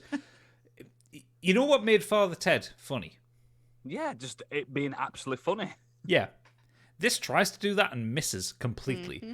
But it's such a Christmas staple. Like, I've seen so many people going, oh yeah, Mrs. Brown's Boy's back for 2021. I'm like, why? It wasn't funny in 2011 when it started. I'm sorry to all the older listeners and the older generation. Sorry, Biggie, but I don't think Man in a Dress has ever been funny in my lifetime. Debbie Punk's got it right. It's today's Little Britain. Yeah, exactly. Man in a Dress. It's not fucking funny. If you I make it like wearing work, dresses. Dresses are fun. They're comfy, aren't they? Aren't they, Candy? I think Lily Savage worked. Candy Yeah, should not wear Lily dresses. Savage worked in the 90s because it was kind of respectful to the idea of drag, but this is just... Exactly. Yeah, but If you Lily do it- Savage is fucking funny. Yeah. They That's what I Member was mean. pretty funny. But that is a man in drag, so it can work if you use it correctly Yeah, and you're yeah. respectful of, like, Yeah. as I say, the drag scene. Not just, oh, I'm a man in a woman's dress. Yeah. Does Some Mrs. of his jokes are borderline as well, aren't they? Like racist and Does homophobic. Mrs. and Brown everything. then stuff like when like a good-looking person turns up, it's like is Mrs. Brown like, oh, they're attractive, that kind of thing. Not... From what I've seen, not specifically, but it's like her family around that can be like that kind of thing, and she's like the disapproving mother. I say she. It's fucking Brendan O'Carroll in a fucking dress. Yeah, But Pip's got it right. Sorry, yeah, Man in a Dress and drag is 2 different things completely. Very much so, Absolutely. absolutely. I fucking love drag. Big into it, and everyone should be into it because it's fucking incredible. Drag's amazing. Drag's hilarious. art. Drag's It's is fucking art. Yeah, drag is artful. This isn't. This is just lowest common denominator comedy, and I don't know why RTE and the BBC keep funding it year after year after year for a Christmas special. Like I said, originally I wanted to talk about the idea of Christmas specials for like BBC sitcoms or whatever in general, because by and large they're a bit shit. Like, you know, Only Fools and Horses ran to what, 92 or 93 or something like that. Yeah, And then the it had odd like Christmas 7 years special, gap, yeah. and then they did like 4 Christmas specials, and they were all terrible. But then Yeah, Father Ted's Christmas special is incredible. One of the funniest things I've ever seen. yeah. Um, There's 2 Mrs. Brown's Boys specials this year. Yeah, there is. Fuck Two. off. One I of- was trying to find the viewing figures, and the first thing that came up was BBC Christmas includes 2 Mrs. Brown festive specials. Yep. Oh, hang on. Deadbeat Punks just said Gadget's taking him to his first drag show soon.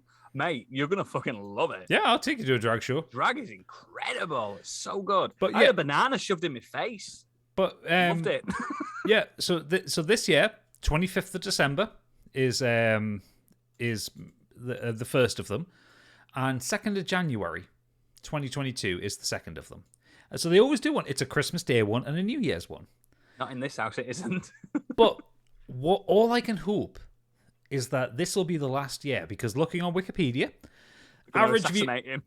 viewing figures. So for the first time they did a Christmas special, which was 2013, they had 11.5 million viewers. 1 million people! What the Wow. fuck?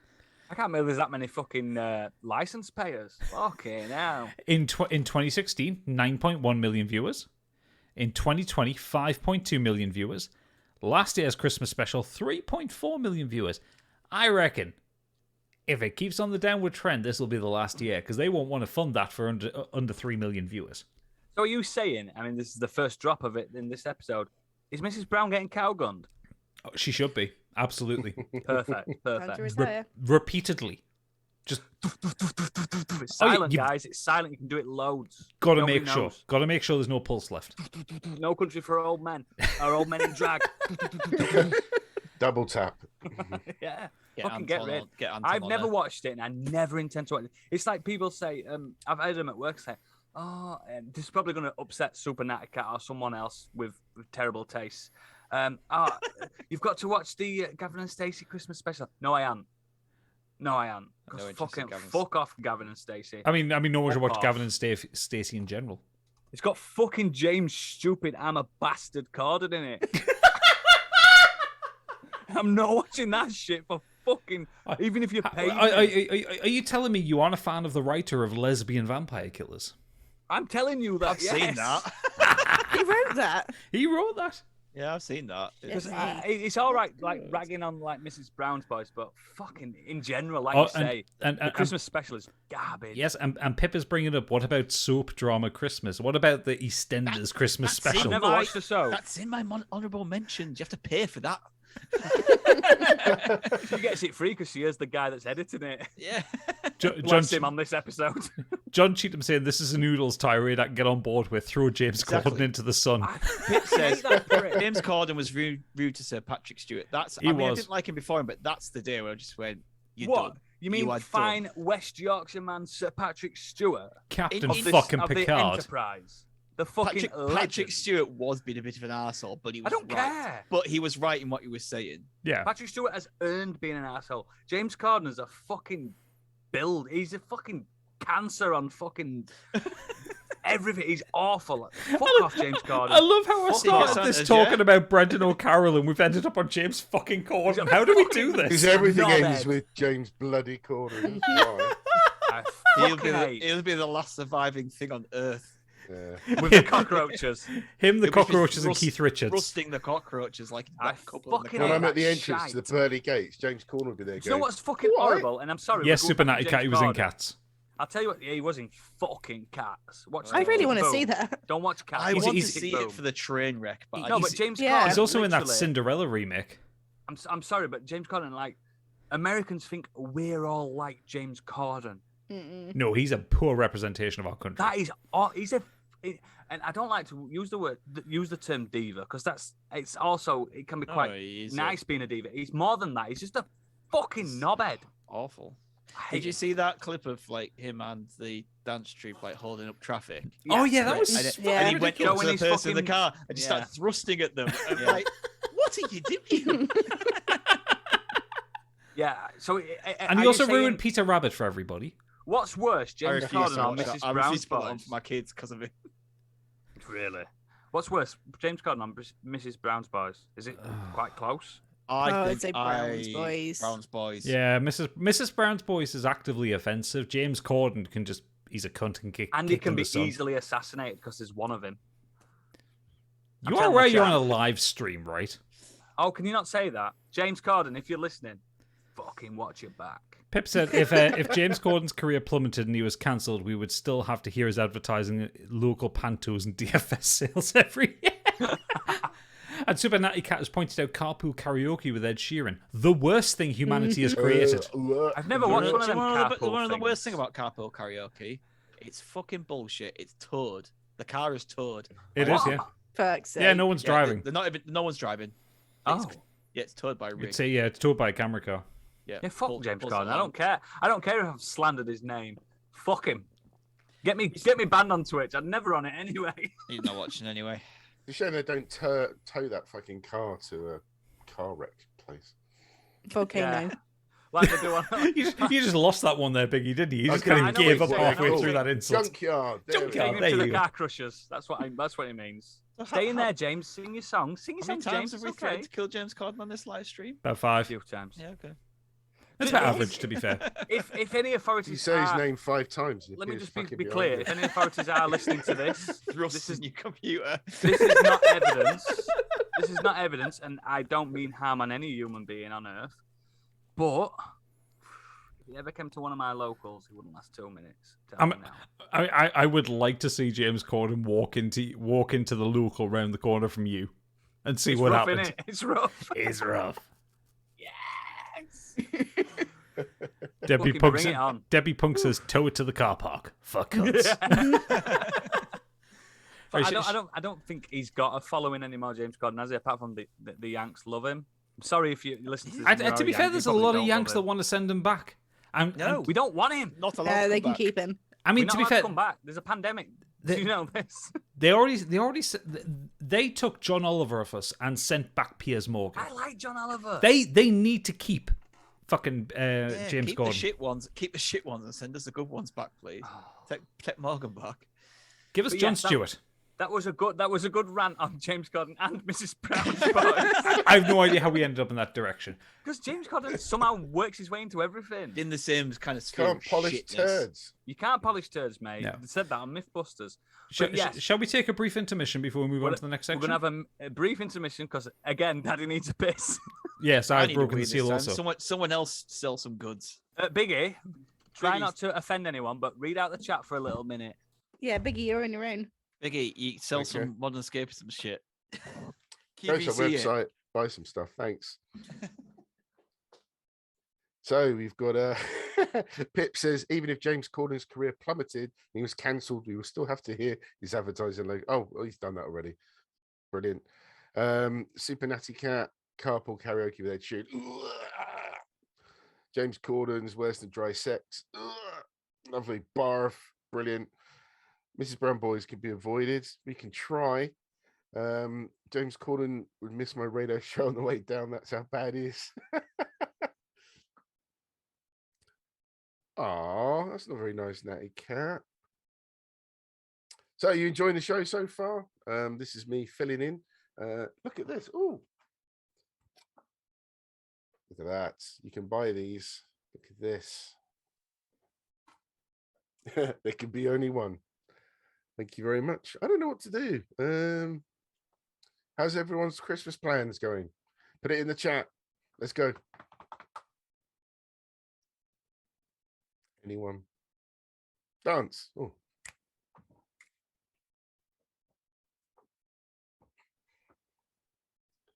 What's Cowboy doing for Christmas? Getting high off Christmas trees. Rolling in that one. I've had another change again. Told you I've got loads. This is a SpiderMan dressing gown. It's also got Christmas. Is SpiderMan? Fucking drunk. Ah, Kieran, I hope not, mate. I hope you're all right. Has Biggie been good, chat? Let me have a look. Let me have a quick I mean, look. the I can't see. worst. It's too small Don't for put me on mine. the spot like that. Let me look. That's No, Gadget, I blood. feel need sorry to for get you on that editing game. this. Oh, you know what I'm going to do? I'm just going to cut out the chunks where we go off to take a piss. Is bare chest allowed on Twitch? Yeah, bare chest allowed, just no nipple. What happens if you show a nipple? You You get banned. Killed. You get Why did shot. goodbye horses just pop into my head? Would you fuck me? I'd fuck me. Horse. I'd fuck my heart. Why is nipple like the most atrocious thing you can show that gets you banned. No, why isn't it not full bare minge or something like that? Do you know what I mean? Well, that gets you banned instantly as well. It's not just a case of like you show a nipple and you get banned, but the rest of the body's fine. Well, you didn't stipulate that, did you? Sorry about the squeaky chair. I do apologise. Yeah, Did you sell anything, Biggie? it's part of the cast now. My squeaky chair. I've WD-40 the fuck out of this as well. and I stuff, managed haven't to get one buyer for a photo of my third nipple. Excellent. Are you still Will do. you still pulling that OnlyFans stuff? A bear's Right. binge. Excellent. Let's crack on then. So, yes, God, fucking hell, this is the right fucking clusterfuck again. Just like last year. Just like last year. Oodles looks like someone who tucks his junk between his legs. Who said that? Who said Yeah. that? Pip's on violence. I told you should show us violence tonight. Pip, you know me too What's his well. name from the guy from Silence of the Lambs? Yeah. That's you. She God. pushed the lotion in the basket. I look incredible in a thong. Incredible. But yes, it's Oodles time. definitely stands in front of his mirror and go, would you do me? Yeah, exactly. I do me. Do I make Right. you His horny, lips. baby? Come on, we're fucking burying the lead here. It's time for Secret Santa time. Yes. This is it. Fuck yeah. We've all basically, if you don't know, imagine this is someone's first ever episode. Oh, those poor fuckers. If you don't know, it's kind of a modern escapism tradition. Apart from having a squeaky chair, it's also a tradition to give each other a Secret Santa. We don't know who it is. Gadget. I don't know if he's created this website or it's a website he's found. It's but fucking drawnames.com. It's I existed don't for know. decades. Technology, mate. Fucking hell. I know technology, time, flat circles. You don't get any of it. I don't get it. But yes, we've randomly chosen. We don't know who's got a who. We will never reveal. Which is the Dragons and basic idea of dildos. Secret How Santa. did we miss that title? I figured it out. Who's got who? Have you? Oh, yeah, Stig reckons it. Stig's got one of them fucking murderer charts on his wall. With the Pepe rest- Silva. I worked it out, but it was easy to work out because of a We're few going to things. start with how the Twitch chat looks for me. Oh, no, in fact, no, we're going to look at my Zoom chat. We're going to start with Biggie, actually. Biggie, open your Secret Santa gift, please. And as you Oh, can I see, don't I know have how different it will- scenes for this. Definitely, Yeah. Camera will pick that up. It actually says, I like the little play on the word. You Don't just give put us your your address on address. the internet, you fucking idiot! It's Biggie's bundle. If you want to know where Biggie lives, you're Northern France. Do you want to give him your mobile number? You're right, mate. Last 3 digits of your card number. What a dickhead. Punk's definitely turning up to your house tonight. Clips. Sly You're gonna reflex get- in, you're gonna get doxed. naked pictures of Punk. Hey, Nacho Dad! Merry Christmas from the New Zealand boys. Hey. Oh, What time is it in New Zealand? Fucking early morning. I don't understand time. Is it Christmas in New Zealand yet? Don't know. Oh, someone really doesn't want me to get into this. Pip. Jesus. Pip says, love how Grandad Biggie is with tech. He's worse than me. I'm terrible with tech. Biggie's just fucking ridiculous. Definitely come from Amazon. Look at all that packaging. Lovely. But that. Lunchtime on Saturday. Newton. Can you open it near the mic for the ASMR people? Nacho Dad says it's lunchtime on a Saturday. Ooh. Wow, you're way ahead. Ooh. What day is it today? Friday. Robotic Monkey, you missed Biggie revealing his entire address to the audience. Which will be on the YouTube clip. Don't Yes. worry. This is interesting. What is this? I hope it's a butt plug. I so hope it's a butt plug. You're obsessed with butt plugs, man. Yeah, they're really good value, though. I may need some help with this. This is, can you see this? It's like a little cage Oh, God. with what looks like a little snail type creature. Show us. Can you see that? Oh, it's cute. It's a Dark little Souls Goblin reference. or something. Is it Dark Souls? Yeah. Is it Dark Souls, that? Oh, is it? Might know. be, yeah. It might be because I haven't fucking killed it yet. Spoiler alert. Has it killed you yet? What is this? This needs some explanation because I don't understand. Am I missing something? I don't understand what Well, this is. clearly, even if you don't know what it is, it's a little critter in a cage, isn't it? It's it. What are they saying about me? You're a critter in a cage. I like it. It's cool. I just need to know what it's referencing. Does anyone in the chat actually have a fucking clue what that is? Okay, look, I'm just going to reveal that I got it for him. And Oh! no, and this is very simple. That is a dice jail for misbehaving dice. Oh, yes. Perfect. I like that. But What's the little critter? It's just something that came with it. It's just a fucking critter. Enjoy him.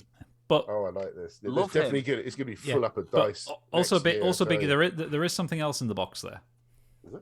Okay, well, my guess, I don't know who got who then. So, that ruined your guess. So, Oh fuck. oh, okay. So before Biggie opens the second thing, so I'll admit I ended up going over on this one because I ordered the dice jail, and I was told that it would turn up in January after I ordered it. So I ordered the second thing, and then they both turned up before Christmas. You spent over the tenner. Only because I wanted Biggie to have a gift for this, but I ended up sending I them want both. chat to let There's me know if nothing else Gadget's in there cheated. unless it's all this paper that I can put around the tree. There should that's be a exactly- second thing in there. I'd spend only a little bit because of packaging. Like I posters. spent exactly Oh. a tenner. Yes, there is. Something on the Fuck's box. sake, Biggie man. He had you panicking then, didn't he? It's the same colour as the box inside. Look, I know your vision is based on motion, but still. I can see Okay, that. so look, I've got this as well. Look. This is the first time we've ever revealed a Secret Santa. I know, but he needed some help. Yeah, he needed it. No, we won't tell people, Pip. Don't worry. I it's just- like this. Rappers Oh, delight the hip hop. nice. Oh yes. I shall randomly pick a page. If it's got any slurs, don't say them. Oh, you're so ready for this. Grandmaster flash fried steak in the Furious 5 bean salad. Nice. What sold it for me was the Wu-Tang clam chowder. Oh, mate, this is awesome. I do like this. And I know. like I the- tried to the get my dice jail mum is the even Snoop better. Dogg cookbook last year for Christmas, and I got the wrong thing, and she ended up with a Snoop Dogg calendar, and she's actually used it. Oh, I like this. My 70-year-old mother. This is for hip hop fans. Moose Def featuring Talib Jelly. Oh, excellent, Oh, excellent. thank you. That is so cool. That's really cool. We'll move on to me because I'm next in the Zoom chat. Let me Amazon. This is really heavy, and I predicted in my head that it was a bronze plaque that said "Sex Goblin" on it. But let's just see what it is. Give me a second. I don't know if Jeff Bezos specifically sells that. No, I don't think he does. He sells everything. Hopefully, no one will tell anyone where I live. Holy shit! Oh, this is fucking brilliant. It's fucking brilliant. Look at Oh, that! look at that. It's a fucking Dragon Quest art book. That's a genuinely lovely gift. Oh, those pages are going to be sticky by the morning. I'm gonna cry.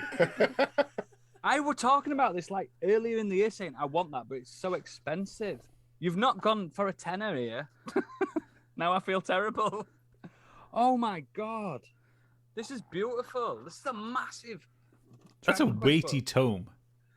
Oh my god, that's. Oh, thank you. Whoever got me this, you actually listened to me, and that's the first person in history that's ever listened to me. What about the listeners? You're doing all right 2 years in a row now, aren't you? I've had some really good gifts. Yeah. What did you get last genuinely- year? I can't remember what you got last year. I got a really good T-shirt that I wear every day. A Witcher T-shirt. Oh yeah, the Witcher T-shirt. Yeah. Yeah, it's fucking lovely. That You, T-shirt. I still you're wear right, it. Super Natty Cat. Look how happy he is, and Debbie Punk also right, cunt. Is it because he wants it as well? This is a fucking lovely. Oh, fucking I like hell. Dragon's Quest now. Yeah. But the fact that you called it Dragon's Quest means you don't deserve this book. Yo. Peak Stig Energy. I'm also here. My cat's Oh, breath smells like cat that's- food. That's fucking fantastic. Thank you. Whoever got me this. Don't never reveal it because I feel like you've all got me this. That's fucking... Show us a page. Oh, it's so fucking stunning. Let me try and find the Puff Puff page. Oh, I look like a bit of puff Oh no! puff. Look at that. Oh, look at that. See, lad. that's a decent Dragon Quest buddy. Not It's an some of end the boss fucking from Dragon Quest 4, actually, not but I some don't of want the to spoil it for Jacked everyone. as that you fuck. get in the- Oh, that's so good. Thank you very much. That's going to go on my nerd shelf after I've wanked over it. Find the puff puff girl. I don't think that Yes. was the intention when they sent her. No, probably not. But that's really. Thank you very much. We're going to move on to Candy. Oh, right. Now, before I open this, and I will just say that I have actually blacked out my address. I want to show what it says. What does I it don't know if say? you'll be able to see it. Frau. So it says Frau Candy. It's obviously from Germany. It says Frau Candy Machine. Just to let you all know, mine says Kenny Oodles and my surname. So yeah. Nose Jam is saying, fuck, I want that Dragon Quest book. Golightly saying, great gift so far. You're not getting this book. Debbie Punk says, that would look great on a coffee table. Robotic Monkey says, oh, he looks so happy. So does Super Natty Cat. I'm doing a little cry. Oh. That's We're at fucking the really crying nice. section of the podcast. Really It happens nice. at 11 o'clock every night. Yes, go Frau. Go Frau. So Frau has quite a beefy one, actually. Look at that.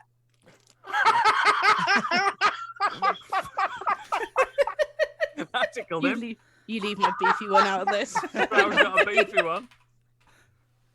I'm ruining my present. I think Frau's got a beefy one. It's our episode title. Live. It's supposed to be the Christmas party, but fuck. I know. I hope it's a love pillow. Super Oh, Natty Cat good. says, clipped. Yeah, perfect. Thanks. Oh, mate. Okay, oh my god, here we go. Right, so it's in two parts. Secret Santa proper makes me really emotional. I'm so So there's- sorry. There's a cushion section, There's a cushion section. and then It's the cushion section. Yeah. It's Todd Howard cushion! It's fucking Todd. it's my husband. It is a love pillow. People don't understand. Hello. Oh my Todd god. Howard is the director and owner, president of Bethesda, Corrupter. And Candy's Heart. also, and Candy's Heart. Yeah, the husband of Candy. That he knows he's her husband, but he doesn't acknowledge it. I did tell him when I met him. Yeah, He didn't seem too impressed. that is fucking incredible. Are you That's gonna blow it up live amazing. live on the stream? Debbie Punk says, I always wanted to sit on Todd's face. Me too. That's And- And, together. and Pip Oh, says it's the that's one two he- gifts that'll be wanked over. yes, it's the one in his blue blazer as well. That's my favourite blazer of Todd's. That is top tier Todd. That's top tier Todd. Try Super- saying that when you're drunk as well. Super Natty Cat, oh my god, I knew it was a Todd Howard cushion from the wrapping. Super Natty Cat was there when I met Todd Howard. She Oh, was. she'd gone home slightly earlier than me, but she was there that evening. Isn't that the where evening you slept met? with him That's when I was wearing my t-shirt with his face on. and then slept with him? I didn't sleep with him. That's next time. Ah, that's next time. He doesn't know this yet. That's so fucking badass. Look at that. Oh. You know, I'm legitimately going to email in the new year to try and see if we can get Todd Howard onto the podcast just to see I Candy think melt. he would. I Just think don't he tell would. him that I'm on the show. You're gonna sit on it. La, la, la. I think that's the first live wide on we've ever had.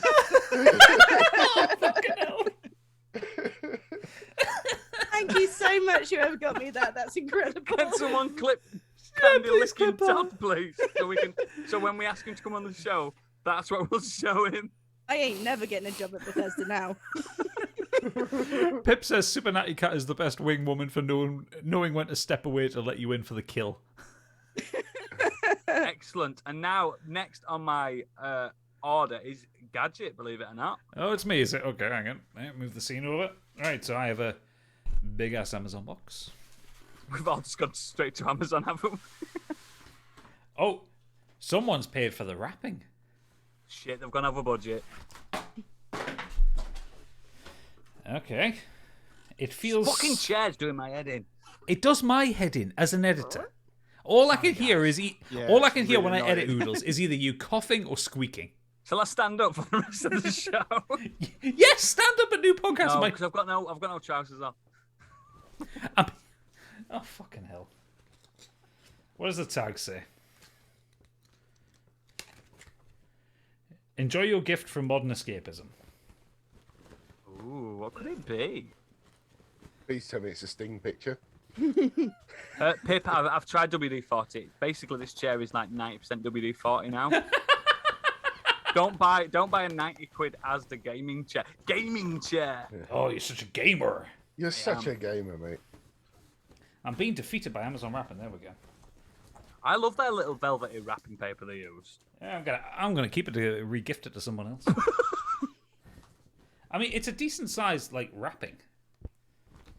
I've tried, Adam. I've tried lubing it up, mate. It's not happening. Ooh, this is lovely. Look at this. Dark Souls, the covers collection. Oh shit, son! Marvel at this hardcover collection of cover artwork, preliminary designs, and never-before-seen illustrations created exclusively for Titan Comics' Dark Souls comic series. It's a really good comic series, mate. I mean, it is. I've read them. They're fucking great. Oh, that's so badass. I wouldn't be able to read that. Die That could go straight on the back of your wall, mate. That. Biggie would get paper cut opening it up. I reckon and he would literally see, getting you died. Oh, That's that is fucking lovely. Oh, Who that is doesn't really like nice. a coffee table book for Christmas? Everybody should get one. I mean, look at that. That's just fucking get one. awesome. That is Oh, look fucking at that. incredible. Oh, thank you, whoever got me this. This is beautiful. I love it. That's an incredible gift. What a special friend got you that. Yeah. Right, I think we've done. Oh, we haven't done them all. No, Stig, sorry, mate. Stig, guy, I'm fucking steaming. You're fucking mortal. I'm interested to hear Stiggy's thoughts on who got who. That's massive. Yeah, I want to know Stiggy's thoughts after this. So, Stig, go. It's already gone, so it doesn't work out. I love Robotic Monkey's response to that book is just. I'm sure a few people in the chat will be into that as well. Yeah, no, I know, but I'll post some pictures in the Discord for that one. Have two things. Two? Everyone got nice presents. Stig got the joke present. What did you get? Cliff Richard.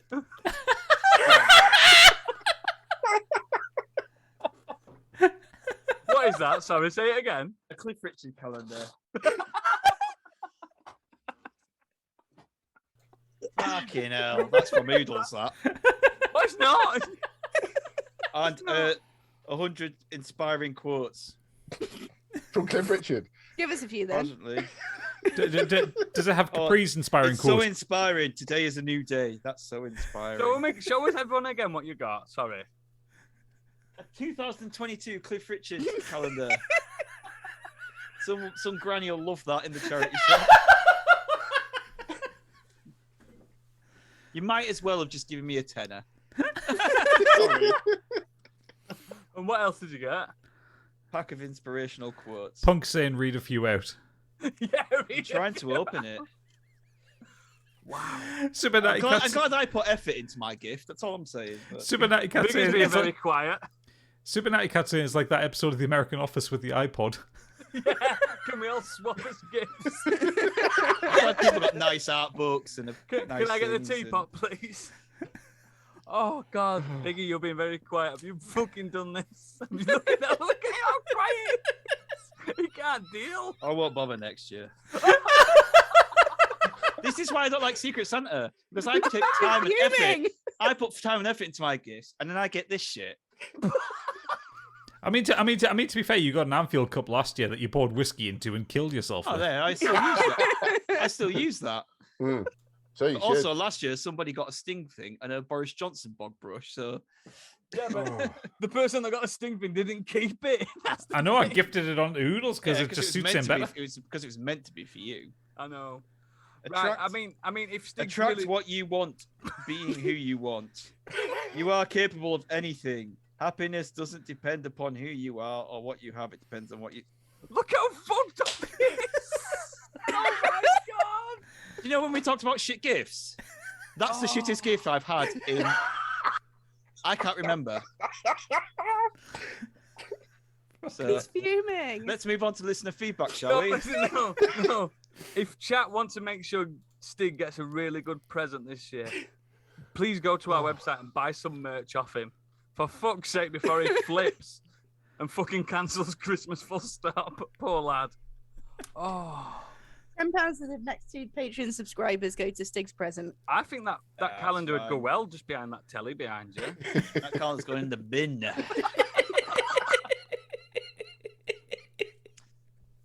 That's not like a big. You might as well have just thrown your tenner in the bin. That's all I'm saying. I'm not going to sugarcoat it. I'm not going to sit here and go, oh, that's really thoughtful. They are shit gifts. out like run.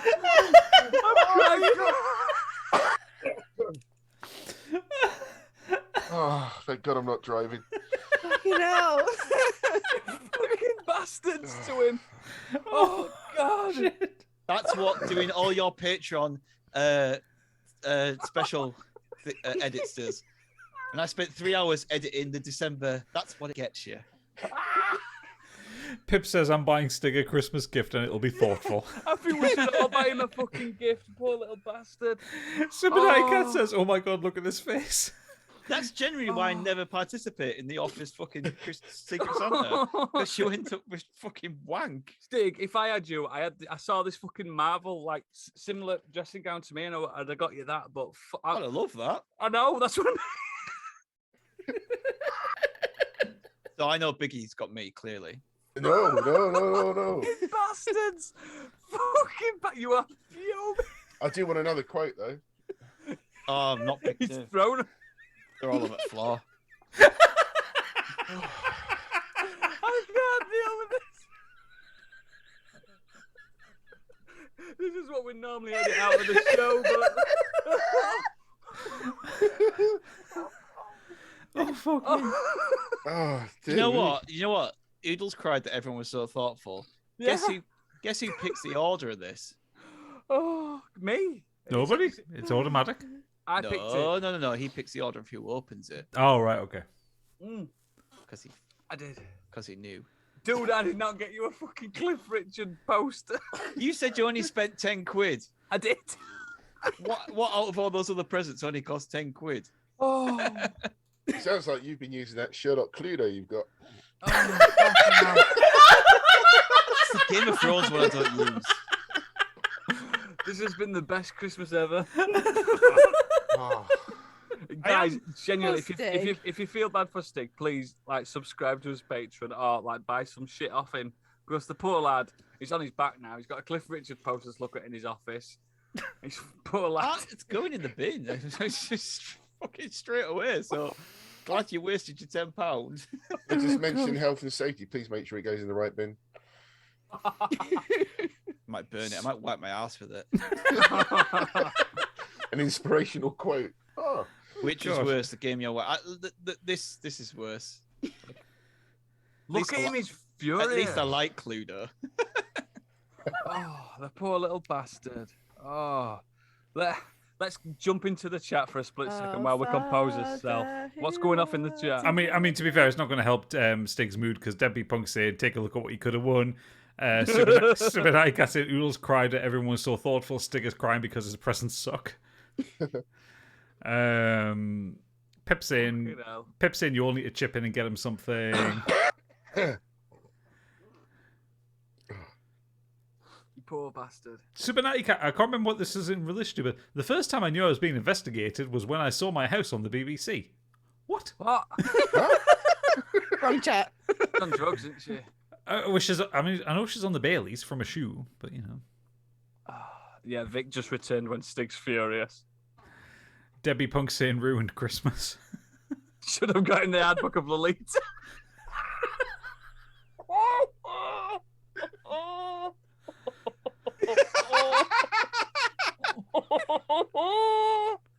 Deep fucking cut. God. That is a deep cut to something that doesn't exist anymore. I mean, Modern Escapism is out of context now. Whoever's running that site is going to be like, Stig furious at his Cliff Richard poster. I mean, we all know who's running that out of context Modern Escapism account. I actually don't. It's fucking Punk. Of course it's fucking Punk. Oh, he's a fucking little punk, isn't he? He's a little punk. That's so fucking... Oh, God. I'm out of breath, me, guys. I'm out of breath. Everyone donate to see Gadget get mauled by a ghoul on Fallout 4. Fuck you, monkey. I mean, that is pretty fucking good. And- Punk said it's not him. Ooh. In my head.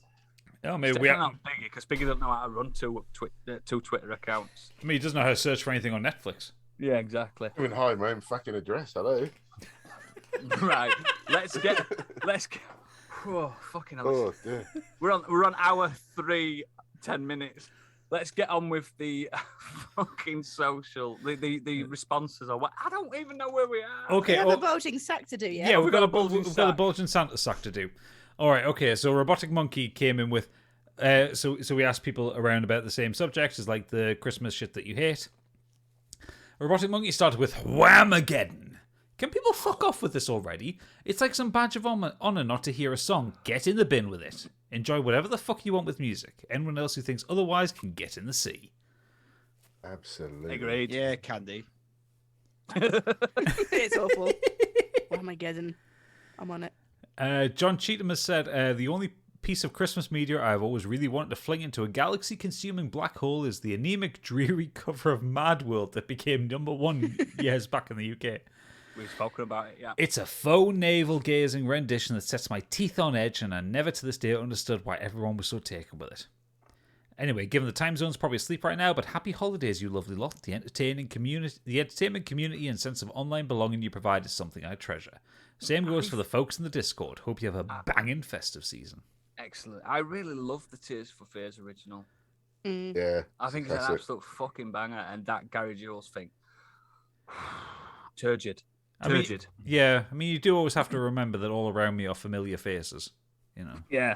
I'll tell you what, though, it worked amazingly in the Gears of War. The Gears of War ad was fucking brilliant with it. Did they use that version then? Yeah, they used that version, yeah. Looked fucking incredible in the Gears It was of in War the game ad. as well, wasn't it? It was just an instrumental. Yeah, it was, It's yeah. That Gears of War ad, it's like Marcus Phoenix running down the thing, and all of a sudden someone emerges from behind him, and he just turns around with his gun, and he's like, It's like a Brumac or something, isn't it? He has to leap Right. out the way of it. I've not shows how much of a shit pro gamer I am. I've not really played much Gears of War. I should get on that when I get an Xbox.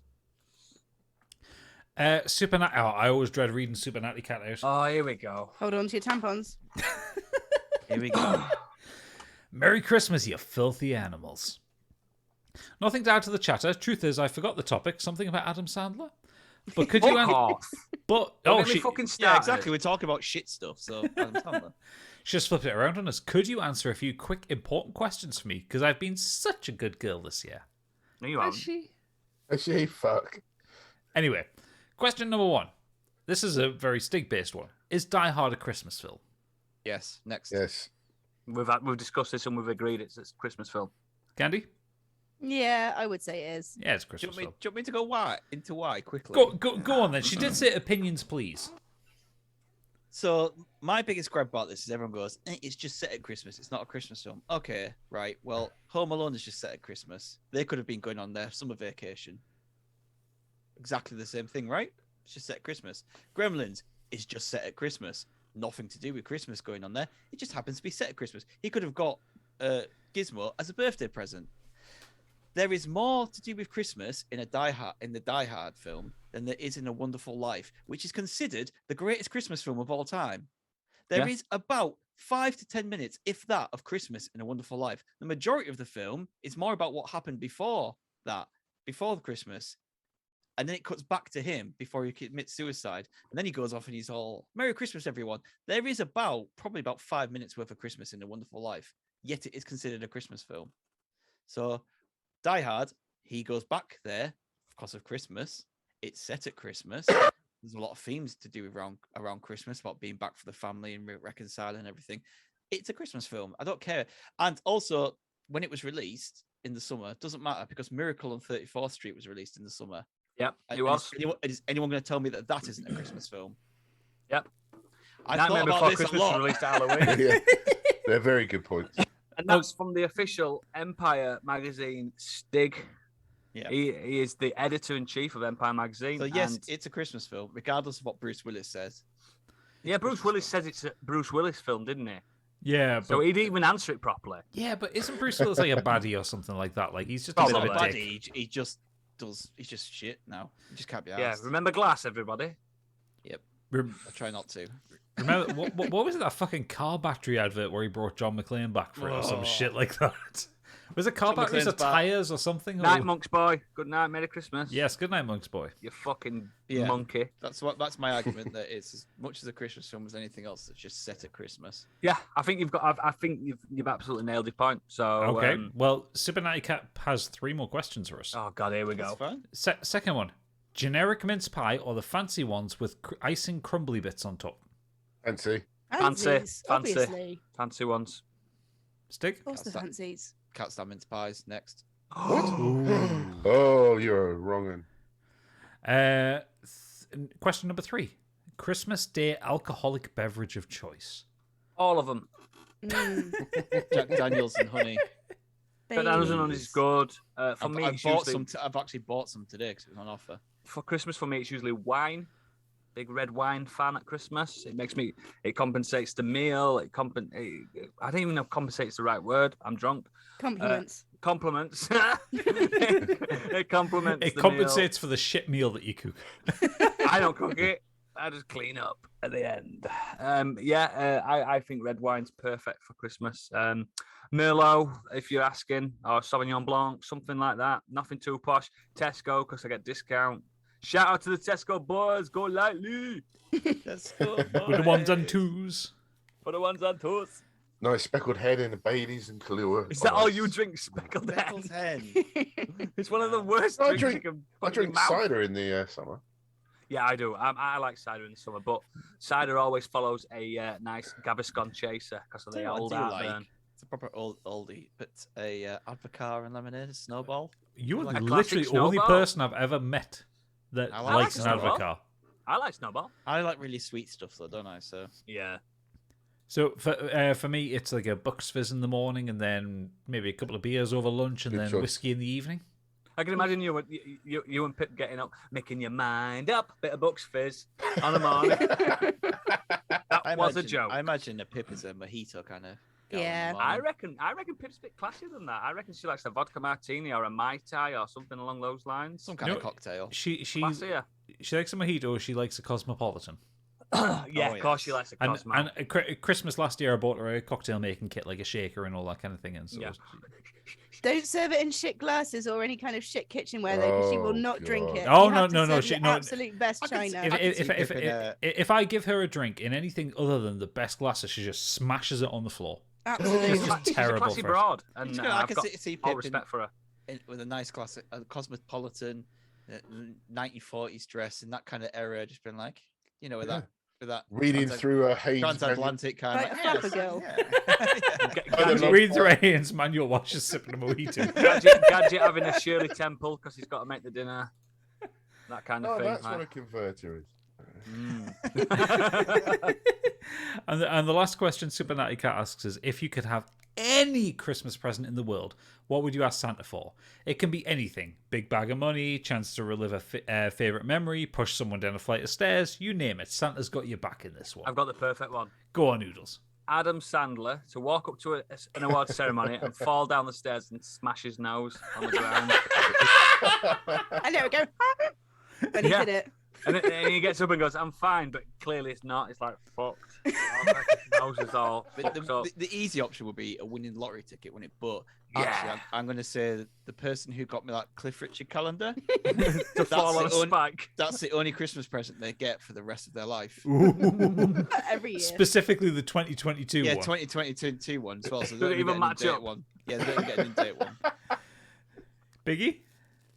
Oh God! Oh, so sentimental.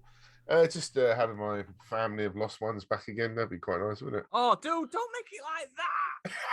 Come on. And an Xbox. An Xbox. You need a Switch still. If anyone in the chat's got Yeah, a and a spare Switch, Switch. Yeah, give it to Biggie. chuck Biggie us needs a a Switch, Switch. would you? And get Stig a Christmas present because he's not got one this year. Yeah, get Candy? him I'll get him a Noel Edmonds calendar.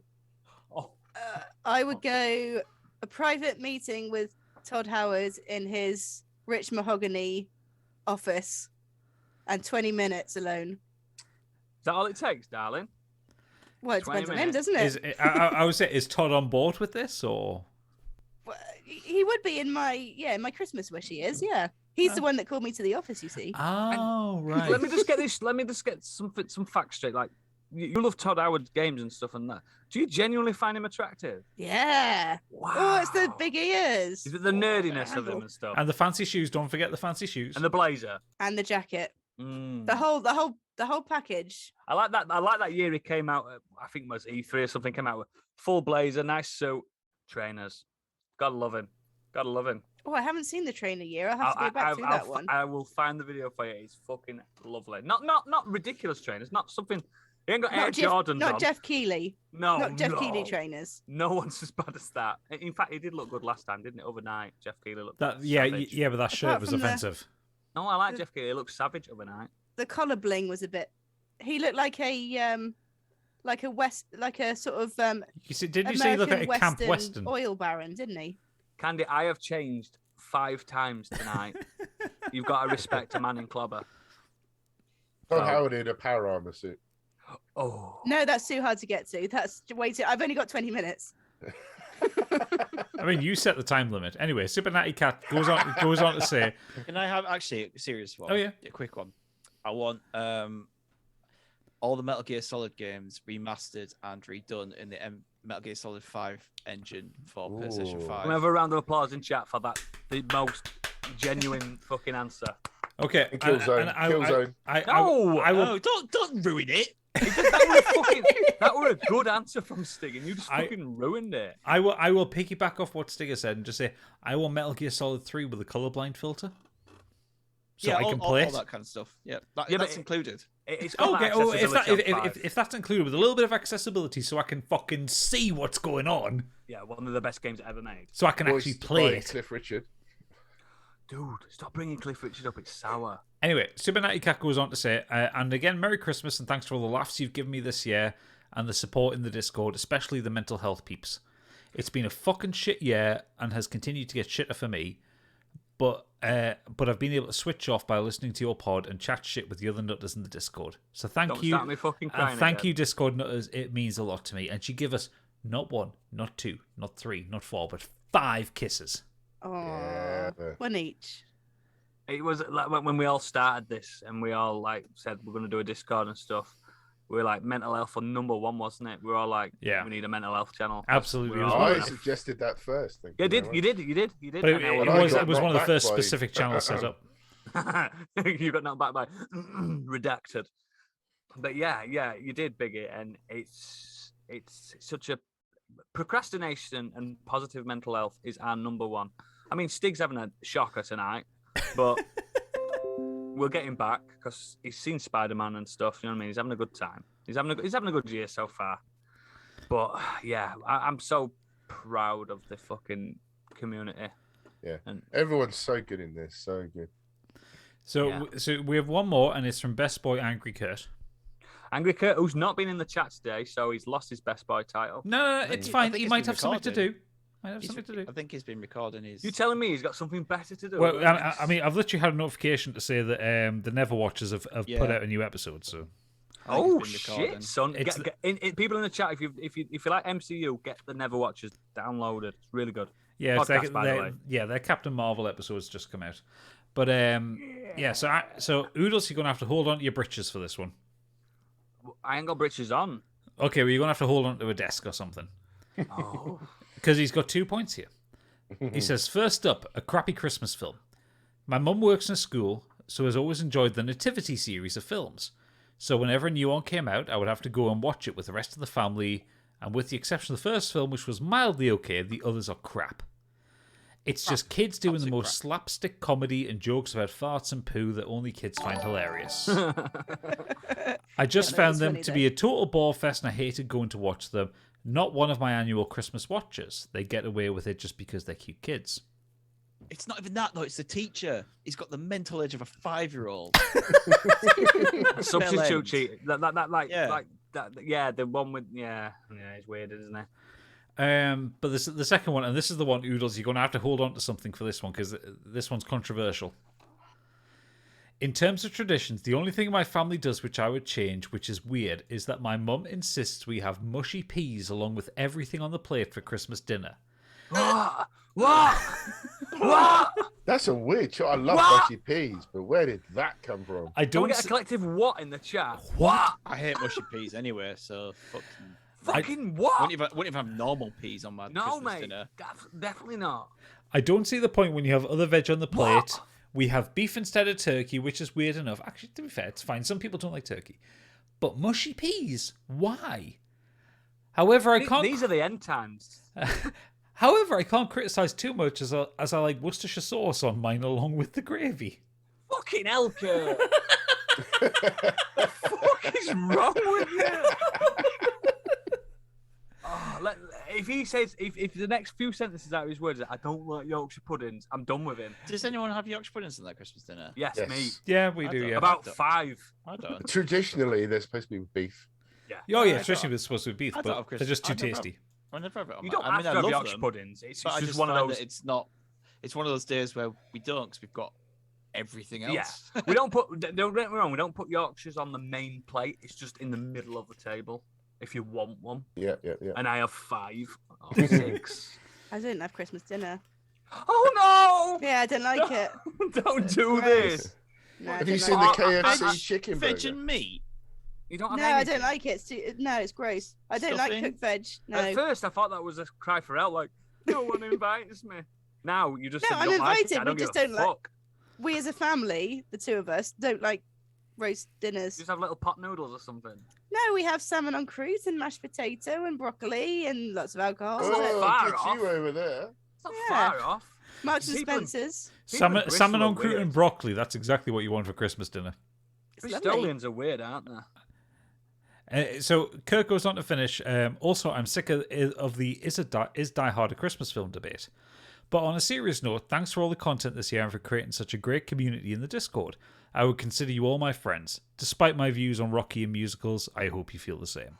He You need was to my back. friend, You but need then to he back started talking down. about bloody Endgame. Have you seen that? What's wrong with him? He's a fucking rotter.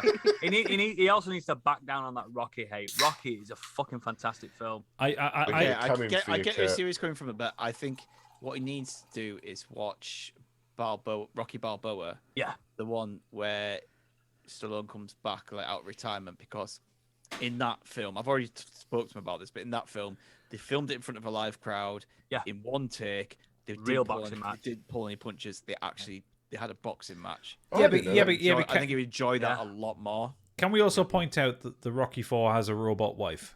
Yeah, but you've only just Not learned anymore, this. not- I've only if just you learned watch- that, and I'm not if you- still annoyed about it. Not if you watch the new version. I love you, Polly. Ugh. Polly's a great character. But Corrupt. yeah, that is the bulging male sack just splattered everywhere. And what we'll do now then, we're going to let the chat ask any questions they want for a few minutes or so. Well, okay, well, while we're waiting for that one, Pip has just said, and this seems to be completely context-free, but she said, that scene on Love Actually where he turns up at Keira Knightley's door secretly declaring his love for her when she just got married to her best friend is the most toxic fuckboy thing to do. Mm-hmm. We've already mentioned this, haven't we? He's foul.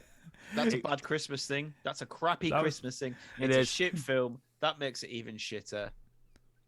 Yeah. I don't mean, get the love fuck for that that film. film at all. Oh, I It's love just- it. Oh, Because God. Christmas Isn't is that a around. surprise? Don't come for me because you got a shit Secret Santa. It's an amazing Christmas film. I can just never forgive Alan Rickman for what he did. Mr. Potter. Yeah. Chat, Wrong come on, film. give us some. Oh, give us oh. some. Okay, Oodles, you've opened the floodgates here because remember, Bobby Wayne is in the chat. Is it? And he has said, you wake up, you're halfway in your mum, and your dad is halfway in you. Which way do you move to get out? No. First thing I'd do is, Dad? And the second thing I'd Nanny? go is... No, I'm shutting this shit down. Move on. Okay, moving He's a on. rotter, isn't he, that boy? He's a rotter. Moving on, Pip has asked, most toxic Christmas tradition. Secret Santa. Yeah. That's why I don't do it. It's pretty fucking toxic. I don't do it at work anymore because Especially when it was I've been shit at the, gifts. I've been at the receiving end of, like, I mean, let me floodgates open. I work for Tesco Mobile and I've received a £10 Tesco card. Thing card for my Secret Santa before, and I'm just like, what's the fucking point? You know what I mean? I can't even use my discount on this card. So, unless Go Lightly tells me otherwise, maybe I can. Me, But, I used to work for Maybe it was EE from and I him. got a pay cut one It year. wasn't from him.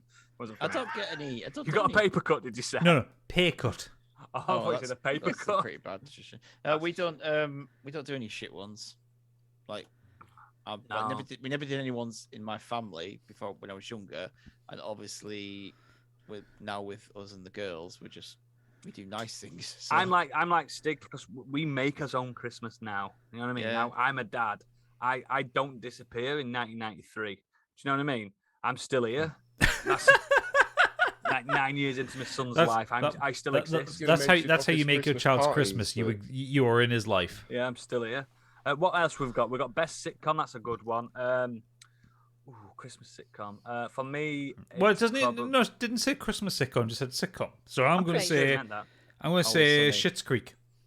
Schitt's Creek. I'm going to Schitt's Creek's say. fucking good. Like, I'm going to That's say the fucking American awesome. Office. The American Office, especially the Christmas episodes. Yeah. I would say You know, The Office. I find the Christmas episodes of the American Office so hard to watch because they are the only episodes where I think they go into proper cringe.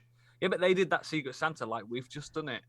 So the one that always makes me cringe is I can't remember which season it is, but there's one where it's they allow Phyllis to be the office Santa, Oh God. and yeah. Michael Scott like has a proper paddy about it. Yeah, he throws his toys out the fucking Yeah. cart, doesn't he? He wants to be It's Santa. so fucking awkward. At least Stig didn't do a Michael Scott and storm off. Do you know what I mean? Not yet. Close He to it. composed himself. It's close. But yeah, what else we got? What is the criteria for feel obligated to buy someone an Xmas gift? None, basically. Mm. I don't.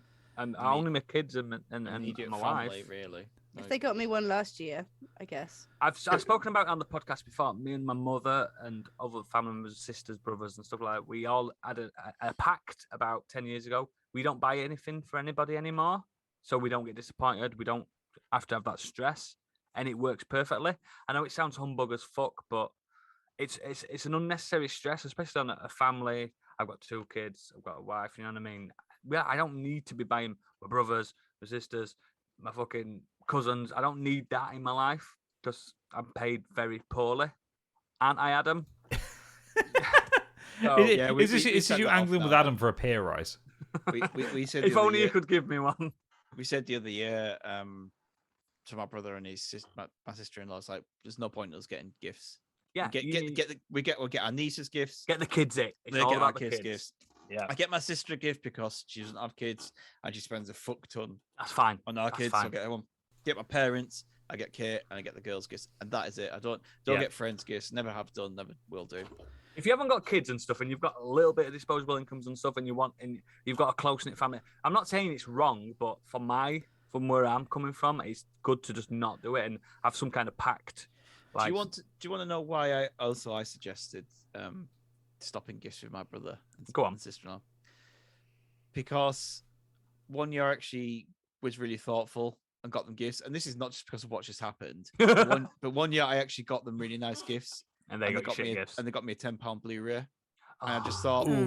why am I spending 40 odd quid on you when between me and Kate, I you agree, spent- mate. I you spent agree. about 16, 17 quid, and I was like, yeah, let's just call it quits. Like, Call it just no quits. bother. I love no you to bother. bits. I I love you could to go buy death. that film for myself and save myself 30 quid. You can love someone without showering them a gift, especially like. Okay, I know it sounds old-fashioned, but for me, Christmas is for kids. Yeah. It's nice to have Christmas at work and stuff, and I'll be like, yeah, Do you know what? Christmas. I hope and my stuff. niece doesn't still listen to this. What really? Fuck the kids. Give me the presents. But I've they got know a- that anyway. They know that anyway. Like, I've got a bombshell to drop we for ended any up kids we listening. ended up just buying stuff, each other gifts for no reason. It's just like, what's the Yeah. point? So we just stopped doing it. I've got a big bombshell to drop for everyone that's listening. Santa Claus is real. I've seen him. He's Jeff So- Bezos. I've seen him. Mhm. Yeah, that's it. He's launching rockets into space. That's So- the guy. So you see, I'm really shit for Christmas gifts because I like to give Buy everyone presents. dice. No. I don't buy everyone the same thing, but it's like I just really like giving gifts to people, and I do. it's almost toxic because it's like I don't put a budget on things for Christmas, so I just spend on people. Gadget, can you read Monk's Boy's post out, please? Okay, so Monk's Boy It's the clusterfuck. Yeah, Monk's Boy, very drunk. Bear in mind he had 3 pints of rum before he came onto the chat Actual radio DJ. 3 hours ago. And he said, bollocks, I live you all, autocorrect seeing me through this message, live you all, plus accept oodles because reasons, parentheses, I love you really, in parentheses, passing out now to hear it on Thursday, dying of embarrassment. It took me 4 i3 mins to type that. 4 i3 mins. Or summit like that. Not something, And Bunker's come summit. in with Good impressive since he went to bed. Yeah. He's doing it with he's typing with his toes. Pip says Gadget is the worst. It's so much. I spend way more than I want to even it out so he doesn't feel hard done by. Gadget's generosity will bankrupt me. I don't need you to buy me presents. I just like to buy people presents. I used to be really into loads of stuff. Yeah, I feel like in my household, I'm the one that buys most of the gifts. And I'll sit there like, yeah. And I've got some Lynx Africa. And I'm not arsed. I don't give a fuck. I really don't give. I mean, wow. How do you fucking top that? How do you top a Dragon Quest coffee table book? You can't really. It's not happening. I mean, I did get a PS5, but Cliff Richard calendar. I mean, I'd still put a Cliff Richard calendar up there. Hang on, Candy, show that off on stream again. I've just moved to show the focus on you. Deodorant Lynx of choice. Africa. Oodles. And Africa's accompanying, Get some black. Black's and the better. body spray as well. I'm with Stig. I like the black. I like the black. Black's nice enough. And their antiperspirant's really good. Wow, we've got onto fucking smellies. Yeah. I actually got a Lynx gift. Actually, a Lynx body spray and thing from Kate once, and I was like, really? I was like, I know it sounds really fucking like she doesn't earn as much as me. I know it sounds like really bad. I was just like, but Lynx, like, come on, like seriously. I think there's crap presents, and then there's a little thought that goes into them, and you appreciate that more, irrespective of the cost. Yeah, I'd rather, yeah, but like Lynx is just like so. Yeah, it's so generic, isn't it? Yeah. Even if you got like just for men instead, so something a little bit nicer. But we've got a good little question in the chat, and I'm not biased because he's one of my bestest friends. Northman Rob, since we're talking difficult people, give me a Christmas present idea for the wife. She doesn't care about fashion or geek culture and won't even give me a clue. I mean, a Biggie bundle is probably... Biggie bundle's a good present. A Modern Escapism hoodie, a Modern Escapism coffee mug, carrier bag. All in girl sizes. Yeah, if she wants to look like she works at KFC, one of these. Get a sticker of don't buy Biggie's the face. Yeah, don't Look buy at the me grey without hair. It's terrible. Don't buy the grey hat. Yeah, don't buy the grey hats. Don't work. Don't get the grey hats. Yeah, don't get the grey hats, guys. That one's off. I've If you're taken it off. struggling, smellies, maybe some stickers. Perfume. There you go. Perfume is always a winner. What I'd advise, Robert, is go up to your wife and give her a good sniff, and then go into Own Bargains and have a good sniff of what they've got in Own Bargains. If anything matches, come out with compost. If anything matches. If anything matches, buy that. That is absolute bona fide tip for anyone listening. Boy, girl, whatever sex you are, give them a good sniff and then see what matches. I just know what Kate likes, so that's the easier thing to do. Yeah. Bobby, like chocolates, coffee gift sets, alcohol Another gift child. sets. You've got about 5 children, so give You've her got another about 5 Oh, he childs. can't. He's had snip. He's had snip. No, I can't do that. Get the snip reverse. What a treat. Pip says, send her oodles for a night and she'll be grateful for whatever you get her next year. She knows me anyway. She doesn't need that in her life. Here, should we move on? Like Candy do socials because she's about to fall asleep. Yeah, we should do, No, I'm yeah. here. I've drunk a whole bottle of wine. That's the trouble. On the 7th can. I just want to see you try to get through the socials. Go on then, Candy. Get through the socials live and on Guys, camera. Thoughts and prayers for me, everyone. In time fact, for hang on a thoughts and second. prayers. We'll put the focus back on Candy. Thanks. Appreciated. Ladies and gentlemen and listeners at home in the future, this is time for the socials and not what we're going to be doing next year because we haven't decided. Yeah, fuck that. This is your last episode. Shh. My turn. You can visit our website, modernescapism.co.uk, On there, you can find a link to all of our socials, contact details, and merch store. If you have any comments or feedback, you can fill out a form on our website, tweet us, or email us on modernescapismpod@gmail.com. We also have a Discord server if you'd like to join our community of listeners for a chat about the podcast and many other aspects of pop culture and escapism. If you enjoy Twitch and want to keep us company while fumbling our way through games, And the socials. Can't deal with this. I'm so sorry. She was so calm. It was brilliant. With a gap of about a day in between each one. you can find us on twitch.tv/modernescapism, and we should be back to our regular schedule soon. Hopefully, we have a few streams for us over the holiday period too. Sorry, can you say that again in English? Thanks, Deadbeat Punk, for all those tears or what. I don't even know what that means, but thanks. Pippa said, I've known Candy since 2012, and I can tell you that's her customer service face with a difficult customer. The last part of that didn't matter. We've already told you about our Patreon, so if you're feeling generous and want to give us a bit of extra support so we can continue to bring you new content, please consider subscribing on patreon.com/modernescapism. We really do appreciate any contributions. And just to top that off, Mac1827 has said, Jesus, that announcement was better than some of the premium phone sex lines I've called over the years. It's because I'm trying to do it so well, and I'm listening to myself, and I don't sound like myself. Fucking hell, Oodles. I won't get my nipples out, don't worry. I'm Fucking really hell, warm. man. I'm really warm. Put your clothes on, I've got one more bit to do. Go on, carry on. If you want to support Getting us in a wife beater on. non-financial way, We'll leaving us a find it. 5-star review wherever you can really makes a massive difference too.